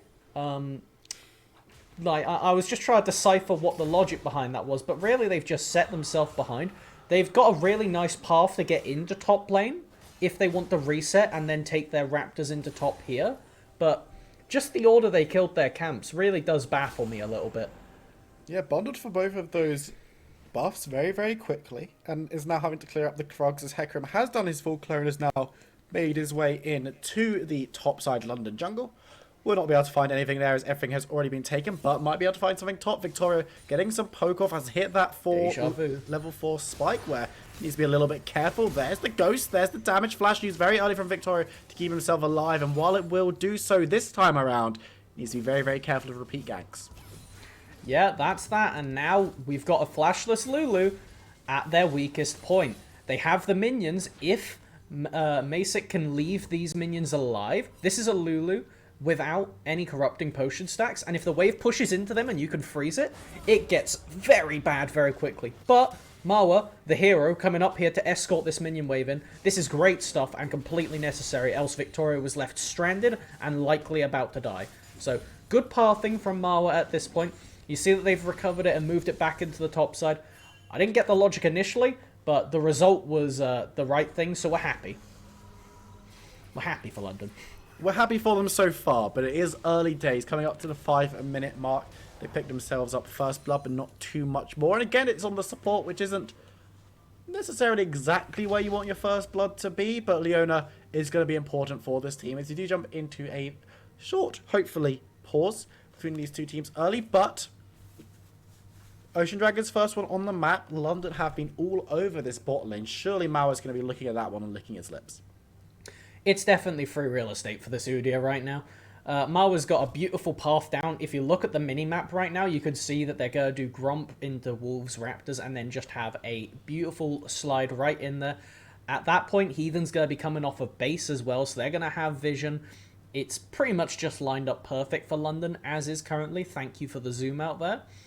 As we take a look here just across the map, it's pretty much as we were discussing in the pre-game, frankly. But Marwa has done the necessary part of getting Victoria to 5. There's only one more scary level now. Obviously, Irelia still gets more kill pressure with ult. It's not just a one-way system where Lulu gets ult and Irelia doesn't. But with the Ionian boots getting picked up, it means that Victoria is not remotely as scared of getting jumped on, as they do have the ability to disengage. They can have the shield up twice during the burst combo, as it looks like this pause is going to go on for a little bit longer. Yeah, it's fine though. We don't need to see the game. Bring it back to our faces. Beautiful, stunning. Should have been more clean shaven than this faces, but it is the case of Lulu has to be a little bit careful because yes, Aurelia can dive on, and yes, Aurelia can do a lot of damage, but also Aurelia is sometimes a squirrel in this matchup, which isn't the most high damage of champions. And I'm going to keep my eyes on Hecarim in this matchup when it comes specifically to top lane, because the first gank Blue Flash, yes, Ghost was also used, but shorter cooldown. Hecarim's going to be more able to come back and divvy up the damage. And Victoria needs to be careful, because we've seen bot side priority being earned from London. We've seen mid laners going all right for London. They're not that worried about how that one's going. As we do jump out of this pause, you can see Yoda's keeping up in farm with Zyke. And yes, there is a bigger wave for the Lucian, so he's probably going to go a little bit further ahead, but at this stage, you're going to be happy in this melee versus range matchup. Absolutely. Articuno is having a wonderful time right now, and just by the fact that they're getting to go even is pretty disgusting, just as far as it is. We should have seen a lot more pressure put by Magikarp onto Zyke here, because while Magikarp has been shown to be very good at protecting their lanes and making sure things don't go wrong, once again, the proactivity is not always there. And this is a problem when you need to be the ones forcing to get yourself an early lead. It means that just stylistically, the way that this jungler likes to roll doesn't work as well with the comp. So right now, as we discussed in the pause, Marwa is perfectly down here for the dragon. Hecarim's on the top side. This should be free, especially considering Articuno got that TP back in for free priority in the mid lane beforehand. Move down to this bot side now, looking at that dragon and thinking, do I start this one up right now? Knows that there's no vision on it and absolutely punches it in the face. The Heathen has moved up just to give a bit of warding, a bit of shielding, and a bit of defense, but does give Spoon and Flajian the opportunity to move maybe a little bit further up in the lane. With Articuno coming down as well, this is going to be a free dragon going over. Nerd Rage aren't going to be too upset about it. It's only an early Ocean, but this does allow for the easier sieging around towers and objectives, because you want to be regenning up in these extended fights around stuff like Rift Herald and Dragon, if those do come to pass. Oh, absolutely. And this is terrible for the side of Nerd Rage. Well, Victoria? Victoria? Hello? Surprise! Yeah, okay. Other than that dive bomb, I like the getting rid of the blast cone because it just stops a gank angle onto you. But it was just unfortunate timing that if Magikarp had been 6, could have gone very, very poorly. But something to note is what you may have noticed if you're watching this Hecarim. 2 times now they have finished their path on the top side and then stood around in Marwa's jungle that has been empty. Regardless of how it looked at the beginning, clearly Marwa is onto something because they've just desynced their jungle. And since none of the lanes that should have had priority for Nerd Rage managed to get wards, track the camps, it just means that you, as the Hecarim, are completely blind. Pathing is so hard when you don't know where the enemy jungler is because you want to be there to help the right lanes at the right times, play off of your power spikes and punish the enemy's deficits. But frankly, Magikarp is given no mercy this game and being able to help that. As we see, Articuno is actually just bringing the mid lane to top right now to get this crash, and really beautiful stuff from London, actually. I just love that. It's really helping Victoria, who is their weakest player right now on this Lulu, get to exactly where they need to so they can turn back the favour and start funneling Articuno on this Yone. We saw Mauer doing it earlier. We've now seen Articuno doing it. It's very, very good to see. Keeping this Lulu from being in a bad spot for too long and crucially stopping Matchek on this Aurelia having too much of a great time. But let's have a quick check-in on how we thought this game was going to go in Champ Select. We've now got to that point where pretty much everyone is level 6 on the side of, well, on both teams actually. It's just the supports not having their ultimates available right now. And you said in Champ Select, and when we were discussing these two compositions, this is when London would start coming to the fore and having the better of the game. And since Nerd Rage haven't been able to really gain anything up to this point, is the matchup now London favoured? I think it's going brilliant for London right now. They've done a great job of getting their only, like... I would say if there was an imposter, it was going to be Victoria on Lulu here, just because that was the place where you could get completely dunked by this Irelia if it had gone poorly. But the team has done a great job of synchronizing together and keeping them safe in the only volatile matchup. Because, to be fair with Yone, it's still Yone, so they could just stand back and they could be 20 CS down, but happily taking just whatever they can with this ridiculous E ability, by the way. But, point being, same for bot lane, you never expected it to go too badly, so they've done a good job of recognizing their only potential weakness and completely nullifying the only strength Nerd Rage could have fished for. And as we get around to the dragon spawning in 2 minutes, we see that London has a Rift Herald in the pocket. Where are they going to use it? I think they're going to try and crack it off of a level 6 play onto the Spoon. That's my personal guess. It's either that, or Articuno tries to get a reset in and then they force it onto mid off of base, but that's where I'm thinking at the moment, as it sets up for this Infernal quite nicely. Yeah, going to be up in a minute and a half as well, with Nerd Rage grabbing the Scuttle, but that'll be gone before the Dragon spawns, and Legend of Magikarp hanging around in the wings, but Mauer is there as well, so it will be 3v3 if a fight is kicked off. And you can tell that Nerd Rage have committed some time to this one. We see this from Magikarp quite a lot, committing time to plays, and the last couple haven't really come off, so he's going to have to make something happen this time around and is looking to enforce it. Nice dunk goes onto Coom, but that's kind of it, and the snare landing on Magikarp will put an end to any such aggression, any such play coming through. Is Mauer also going to be able to back away? But remember, Mauer has Rift Herald in his pocket, might be considering putting it bot as he's still hanging around. Yeah, I would say this is Mauer's first blunder, but it looks like it's not going to be punished. Ooh, excellent nice, the knockback. flash forward comes into stun as Flagian will be taken out with a very long range snipe from Coom on the Sen. You can see Hecarim is standing around, and even if he stayed a little bit longer than he necessarily needed to, Mauer is able to grab a kill in this bot side, and now they're going to be sieging onto this tower. Remember, Rift Herald still in pocket, going to be dropped. Spoon cannot get the interrupt. Teleport coming down into that river brush. They do need to be careful. Double stun is really, really nice. The ultimate comes through on to Coom. You can see Zyke is the one running down, and London, the teleport is coming, but it's a much later one as Victoria has come in with the ultimate available, looking for the damage onto Magic. He needs to be careful. He dives away, but the ultimate snipe comes through as Coom picks up the kill. Zyke now in retreat as well. Does manage to cleanse away the stun from the Udyr, but isn't going to be able to continue fighting any further. Articuno not even invited to this party. He stayed in his room in the mid lane to grab himself a plate, and this one's still hanging around. Flagian looking for the Hex flash play, didn't decide on it, and both teams still kind of hanging around thinking about fighting over this dragon, but you can see Rico recalls have started coming through from London. Articuno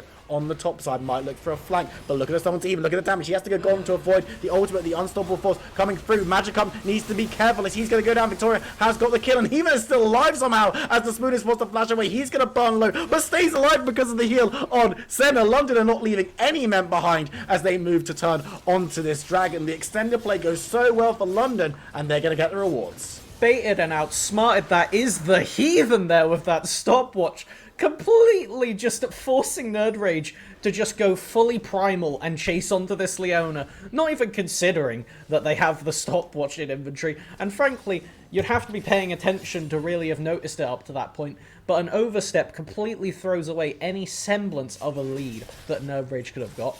Everything goes up London's alley right there, and we could even see, like you said, Articuno wasn't invited to the party and frankly didn't care. They were having a great time with the plates in mid lane. Gets 20 CS up, 2 plates. They basically got a double kill for not playing in the game. It's gross. Looking very good for London United right now. We said that this was the time when their composition is going to start overtaking what Nerd Rage wants to do at this stage in the game, and as soon as that happened, they went to Dragon, they got a lot of kills down, they got the objective, and now Articuno slashing, dipping, damaging onto Zyke. Won't be able to get the kill just about, but winning that trade so comfortably. Magikarp coming through, trying to make this trade a little bit less fair, and might well be able to do it, but the diving from Articuno is masterful, and he gets out scot-free. Yeah, we were worried that they wouldn't be practiced on this kind of style, but Articuno showing up big, and while it wasn't too obvious back there, we saw the Irelia TP into bot lane, and they didn't actually get anybody with the stun on their E. It was a bit of unfortunate timing with the rest of their teammates. All the CC displaced just as the Irelia E came down. So nothing lands. They burn both their summoners for nothing and end up getting picked in the process. To be fair though, they do have the 50 CS lead up on Victorio, so that does not make Lulu safe by any metric. Victorio is still living on a razor's edge at every moment of this lane phase. So as long as they can stay safe, this is fine. But it is very much Victorio sitting in a burning house waiting for this Irelia to get up close with a Q. And Mala hanging around in the bush looking for a stun. Will be able to land it. Victoria there just popping the damage down as Pix is going to run through. Mawa's going to run through. The stun comes down and the ult will not save you. Irelia goes down. In the bot side, we saw a little bit of aggression coming from Nerd Rage just for that play, but they weren't able to turn it into anything except a little bit of pressure as Kum and the Heathen do reunite under that tower. No diving onto a Leona. We know that doesn't go well, as they will be forced to back away. But with Magikarp coming through, it might look a little bit more appetizing for Nerd Rage, as Kum could well be picked off. Again, hanging around. Going to have to wait for the wave to come in for an optimal dive strategy. And Kum and Heathen might smell that something's a little bit fishy here under this tower with the aggression that's being put through from Nerd Rage in this bot side. Kum gonna have to be careful. Will miss the snare, goes into stealth, but will be forced to flee. He even gets a nice ultimate onto 2 members, but Kum is already down. We'll be able to turn it 1-1 as he grabs a kill onto Spoon, but now 2v1 tanky members means that Magikarp's gonna fall, but Flageon actually super low as Articuno has found his way down to bot lane. Use the ultimate just to get into range. One auto attack will be enough as Articuno turns that into a 2-for-1 play, and with the tower going down in the mid lane as well for London United, another fantastic play. And Articuno most certainly had the side of, well, Heathen and Anime on his side right there. Coming in, picking up a free kill on Flageon. They were just kind of left there in no man's land, and there was really nothing for the Nautilus to do at that point.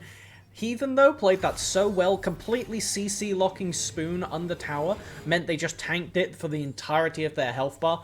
I don't even think Kumekun really did much damage to the Spoon after that point, but it was just the fact that they didn't get to do anything, and Articuno, once again being the beneficiary of his team doing good plays, gets to pick up what is officially, artificially, like a whole turret's worth of plates at this point.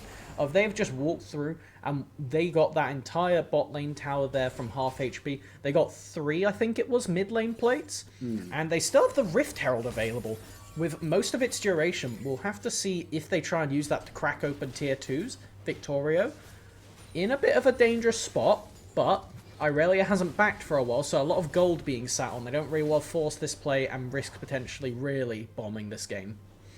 Victorio has been the kind of the question mark in this game with that Lulu pick, but hasn't been troubled too much. Yes, is behind significantly on farm, but Lulu again, kind of the pseudo support champion with the style of play they're going for. So he's going to be very, very happy with not having died, not letting Aurelia get too far gone in this game. And you look, you've got Articuno significantly ahead of the Aurelia as well. So things looking good for London. Maybe looking to set up a play in this mid side. They still have that Rift Herald, as you mentioned. So going to need to be dropping that somewhere at some stage. You've got Dragon coming up in 10 seconds further on the game. If London United want to grab that one, they might want to pick a fight first or just make sure all their members are down the bot side. And that's exactly what they've done. Victoria coming onto your screen now, wandering in a nice blue hat, but even looking for an engage onto Spoon. You can see Flajan on the side, but members already falling for Nerd Rage. They're going to be chasing away Magic, who has to hold over the wall defensively as Flajan forced to flash away. An easy pick there for London United. The Heathen once again the one on the engage, the one with the shot call,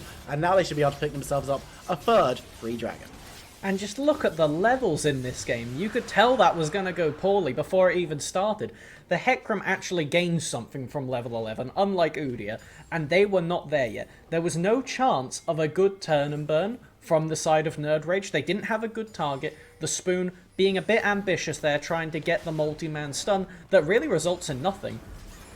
But coming through from the Nautilus, we'll get the knock up onto center. It's a nice ornament from Aurelia, comes through, it hits 3 people. The Herald is going to get the charge down as members of London United are in full retreat. Koom will be cut down by Aurelia as the fight kicks off. Heathen goes very, very low, won't be stunned up. Looking for the flash, we'll be able to find it. Will it be followed? No, it won't. As again, the Heathen survives when no other man would. Nerd Rage pick up a kill, but some damage is done to their mid tower. They could be able to trade it though, as the opponent's mid tower is pretty low. Yeah, that was the first real misplay we've seen from London so far this game. Just a completely overzealous stick around there. They could have just dropped the Herald if they really wanted to. Or, I think better yet, it would have been nicer if they had Marwa go to bot lane, as we see just whatever this is. So much damage coming through onto Articuno. Needs to be careful with Flajan being there as well. Has used that E, but will be jumping back into range of the Nautilus. But with the Aurelia being dead and Victoria turning up, giving that shield, giving that damage. Magikarp coming through now. This is turning into a full-blown team fight, but Flajan needs to be super, super careful. One more auto might be enough, but the shield will be good for Nautilus. Flash forward from Victoria. He's playing aggressive Lulu and picks up the kill in doing so. Articuno is already full health. And remember, ladies and gentlemen, there's no lifesteal in that there Yone kit. So you can explain how that happened. Hey, he's got fleet footwork. Fleet footwork does enough. But right there, what we see is, after we just watched this patch, where so many lifesteal-related Omnivamp champions got hit, Yone's sitting pretty. Immortal Shield Bow got buffed, of all things. So this is, if anything, even better for them. Of now, the rest of the field is much less balanced. Because even this Aurelia was a Gore Drinker champion, and frankly into the triple melees of the enemy team, they likely would have looked for it this game. But instead they're going to have to go for the Triforce, which, as we can see, just makes them so much squishier in these fights. And, I mean, when you're playing against a shield bow and you do not have a shield bow, ignore the 2-level lead, it doesn't go as well for the Aurelia. No, it doesn't. And Victoria Mauer back in the top side once again, wanting to take some damage on this tower. Zyke there, clearing out these minions very, very quickly and easily. Has been a pretty quiet game on the Lucian. Hasn't been involved in any kills yet. And Articuno again, just, you know, he's doing the Articuno things. That was too fast for our producer to catch, too fast for us to notice. And Articuno, man, needs to stop. They've had enough, please. Yeah, exactly. Damn right, Phil. So, right there, I'm not going to take a guess as to what happened, mostly because we see that Articuno doesn't have ult, and Aurelia doesn't have any more HP. So, enough said there. Likely just a bit of an overextend, and Yone being able to punish that because they were in the same lane. As we see a Force now. So quick for Magikarp to run in, catching onto Yone. You can see the Lucian coming through as well. Articuno using that E to try and get on top of Zyke. Won't be able to do so as a third member comes through. The Spoon not going to be involved though, as the shutdown goes on to Magikarp. So the question of how many members of Nerd Rage does it take to shut down an Articuno? 3 members it takes. Yeah, I was a bit worried, if I'm going to be all honesty there, when I saw that he was still level 15 compared to level 12 and 12 at the time, I think it was. So, it was a little worrying. Articuno, if they had the ultimate, might have been able to do something there, but again, a bit of an overstep, getting a bit too hyphy now for the London squad. We've seen them do this when they get ahead sometimes. If it's a bit hard for them to close out, they need the enemies to overstep. And Nerd Rage are not really the ones to do that, with the exception of this Irelia pick by the looks of it. They do usually a decent job of letting the enemies run in and punish themselves, like we just saw there with Articuno. So it's going to be looking around, and I feel like I've seen this Cloud Soul at 21 minutes before. I don't know about you. It's a little bit later than it was in the Viperio game, so it's a, slow and steady wins the race and all that, London, but they do have the opportunity to pick up this Cloud Soul in 40 seconds time. And again, Nerd Rage gonna have to probably be fighting for it. But if this goes as we saw it go last game between Viperio and Mythos, could well see the double objective being taken very, very quickly. And London United might actually be in a stronger position this game than Viperio were in last time. Just compositionally, we haven't seen a full-on team fight where Lulu has been able to moonstaff the entire team, and they've got both items now, so Victorio's like almost at the strongest point they're going to be. Obviously, they're going to keep scaling. Once they pick up Ardent Sensor on top of that, it's going to get really nutty, but I think I want to see the same play as I suggested last time, because it's so hard for Nerd Rage to contest this. They should be looking for Baron, but they are not. They're going to try and burn it. Dragon being brought through as Magikarp dives into the pit, looking for Mauer, looking for the damage. On the backside, you can see Articuno doing so much as Kunga gets the damage down. Dragon goes solo. Who's going to be able to get it? It's going to be stolen away by Nerd Rage. They've denied the soul, but they will lose members. They lose one in the pit as people rolling forward. A second one has fallen as well. Matchek goes down as Mauer dives on, gets the stun, gets another one. Flajin now going to be the target. It's like, will be able to dash away. Nautilus not able to do any such thing as Articuno moves forward. He's angry about not having that soul, not setting up for Elder Dragon, but is going to be forced to back away. All 5 members of London United now moving towards the Baron. They cannot afford to allow Nerd Rage another steal, but this time it's just the Spoon and Zyke. Yeah, I don't think we're going to be seeing a Syndra Baron steal, as they were one to do a lot last season, but with that ward behind the pit, I feel like the second they approach out of that bush, it's going to get burnt very quickly. Going very, very low. Articuno goes over. It's going to be smited away as the Spoon should be able to escape with a stun, but all 5 members of London United do now have Baron. But Nerd Rage, they had to go for the desperation play, the same as we saw last game from Mythos, but this time around, the Dragon was stolen. So they're coming out on top in that one. But the thing is, it's a Cloud Soul.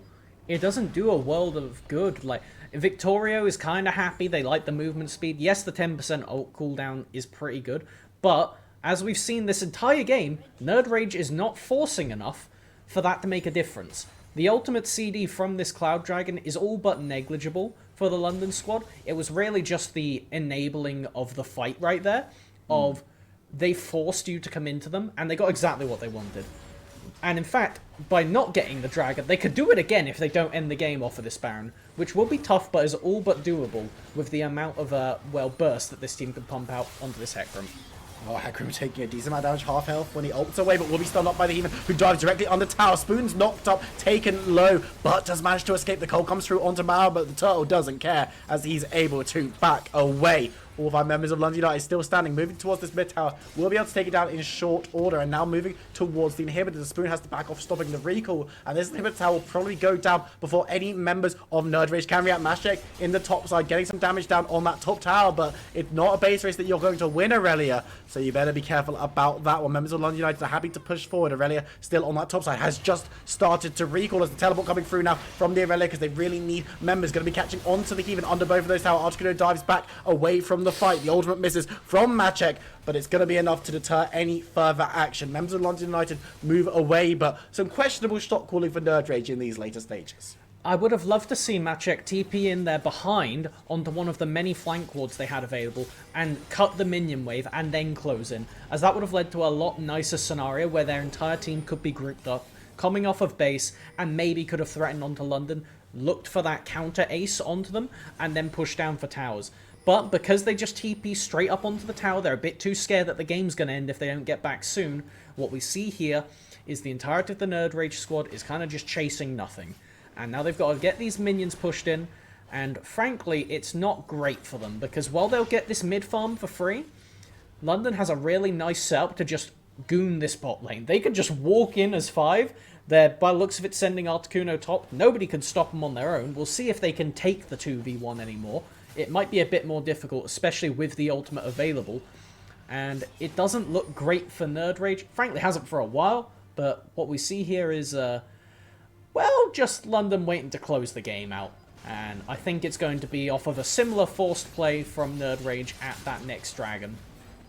Which is going to be in 1 minute and 20 seconds for all of you at home. So make sure you keep you set your watches, you set your alarms for that one. I'm going to walk straight past Magic in the bush, but not going to be able to spawn him out. It doesn't really matter. Really, it doesn't take that 1v1. Hasn't for the entire game as members of Nerd Rage. Moving to the spot side, but Mauer on the flank. Could be looking for a 3v3. Flagin got the engage on Teleport coming down, though. This could be the final fight. Mauer gets the stun onto Nautilus, and he is well and truly caught. Nice ultimate, but it's not going to do anything as he's going to be shot and killed by Coom. Now, all 5 members, as you said, from London United have moved to this bot side and are going to be pushing it with force. They do not have Baron buff anymore, though, so the minions aren't going to be as helpful. But that might only be very short respite for Nerd Rage. Their wave clear isn't the best in the world. Syndra and Lucian can do, but they're being forced away so much on this bot side. The inhibitor tower goes down, and the inhibitor will follow in short order. Engage comes through from the Heathen once again as he's trying to get this last team fight started. No follow-up, though, means that he's going to have to back away. Nice damage from Articuno as he melts through 2 members of Nerd Rage. Hecarim will be able to get out of that one, but no such luck for the other member as Mashek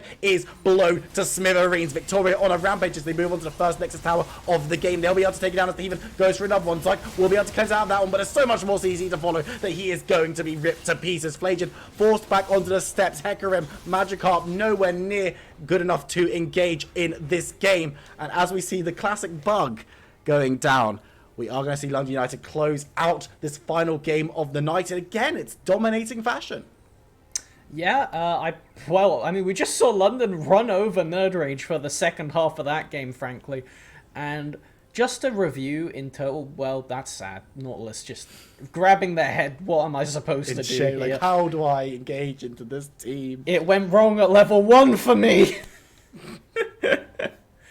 And yeah, Nerd Rage really didn't have a chance in hell after we got past that level 6 mark. There were brief glimpses of potential, but the main issue what we saw was just Nerd Rage not playing out as aggressively as they needed to in the early game.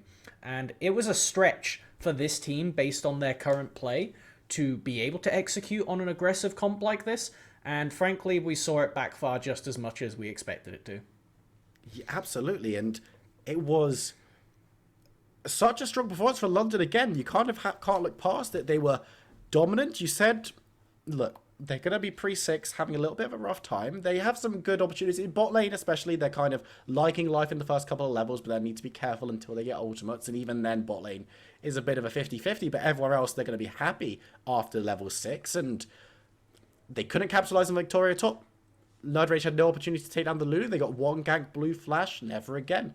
Looking at mid lane, Yone was not shut down at all by Zyke on the Lucian, who basically didn't partake in the game all that much in the early stages. We have to look at the junglers here, Magikarp versus Mauer. Neither of them had the world's biggest impact in the early game, but Mauer was going ahead, getting these neutral objectives better, playing to the team's strengths better, and very effectively kept the Hecarim out of the game. And by the time that we got to that 6th, 7th, 8th level where things were meant to start looking better for London United, they already had a lead, they already had the objectives, and from there it was just a very, very quick downhill spiral for Nerd Rage. And London United,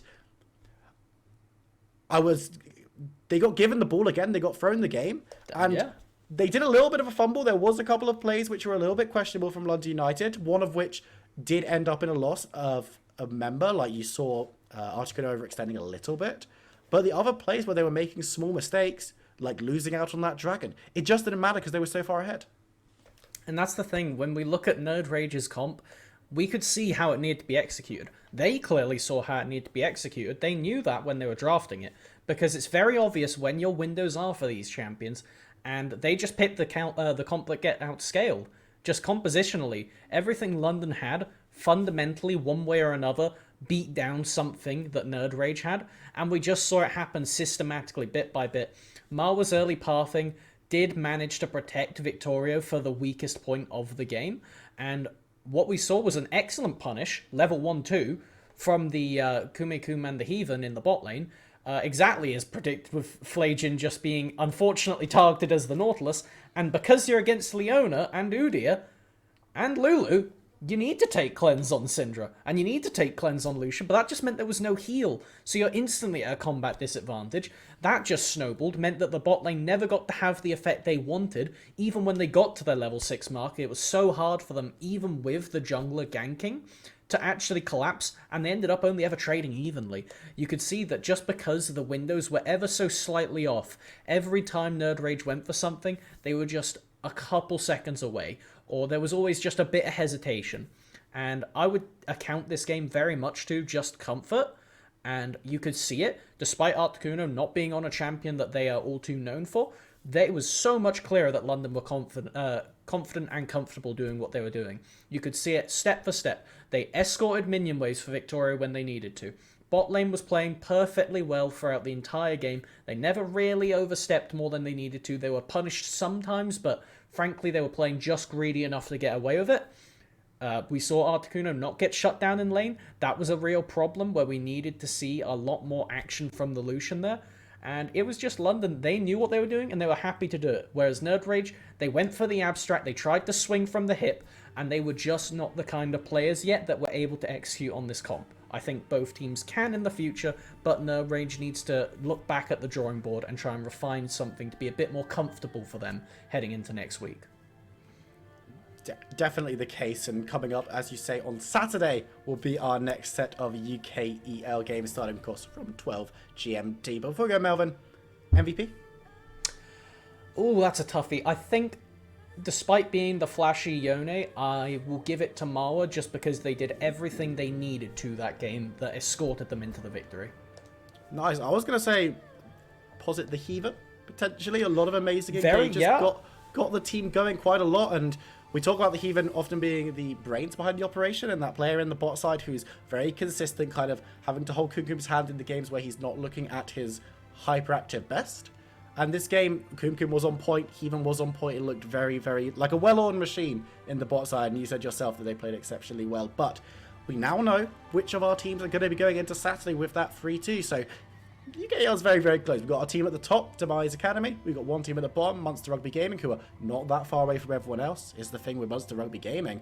And in the middle, there are two teams, 3-2, which is Viperio and London United. So very excited to see how games go between them. And everyone else being at 2-3 means that things are so close. You cannot miss a single series in this league. And if you don't want to miss anything, make sure you head over to this very channel at 12 PM GMT on Saturday, where you can join us for all of the action, some more amazing games. And Melvin, I hear that you'll be joining us then as well. So definitely don't want to be missing out another set of amazing games. Thank you all so much for watching. We, of course, really appreciate all the fans at home supporting our teams and supporting us in these broadcasts. So until Saturday, stay safe, and we'll see you then.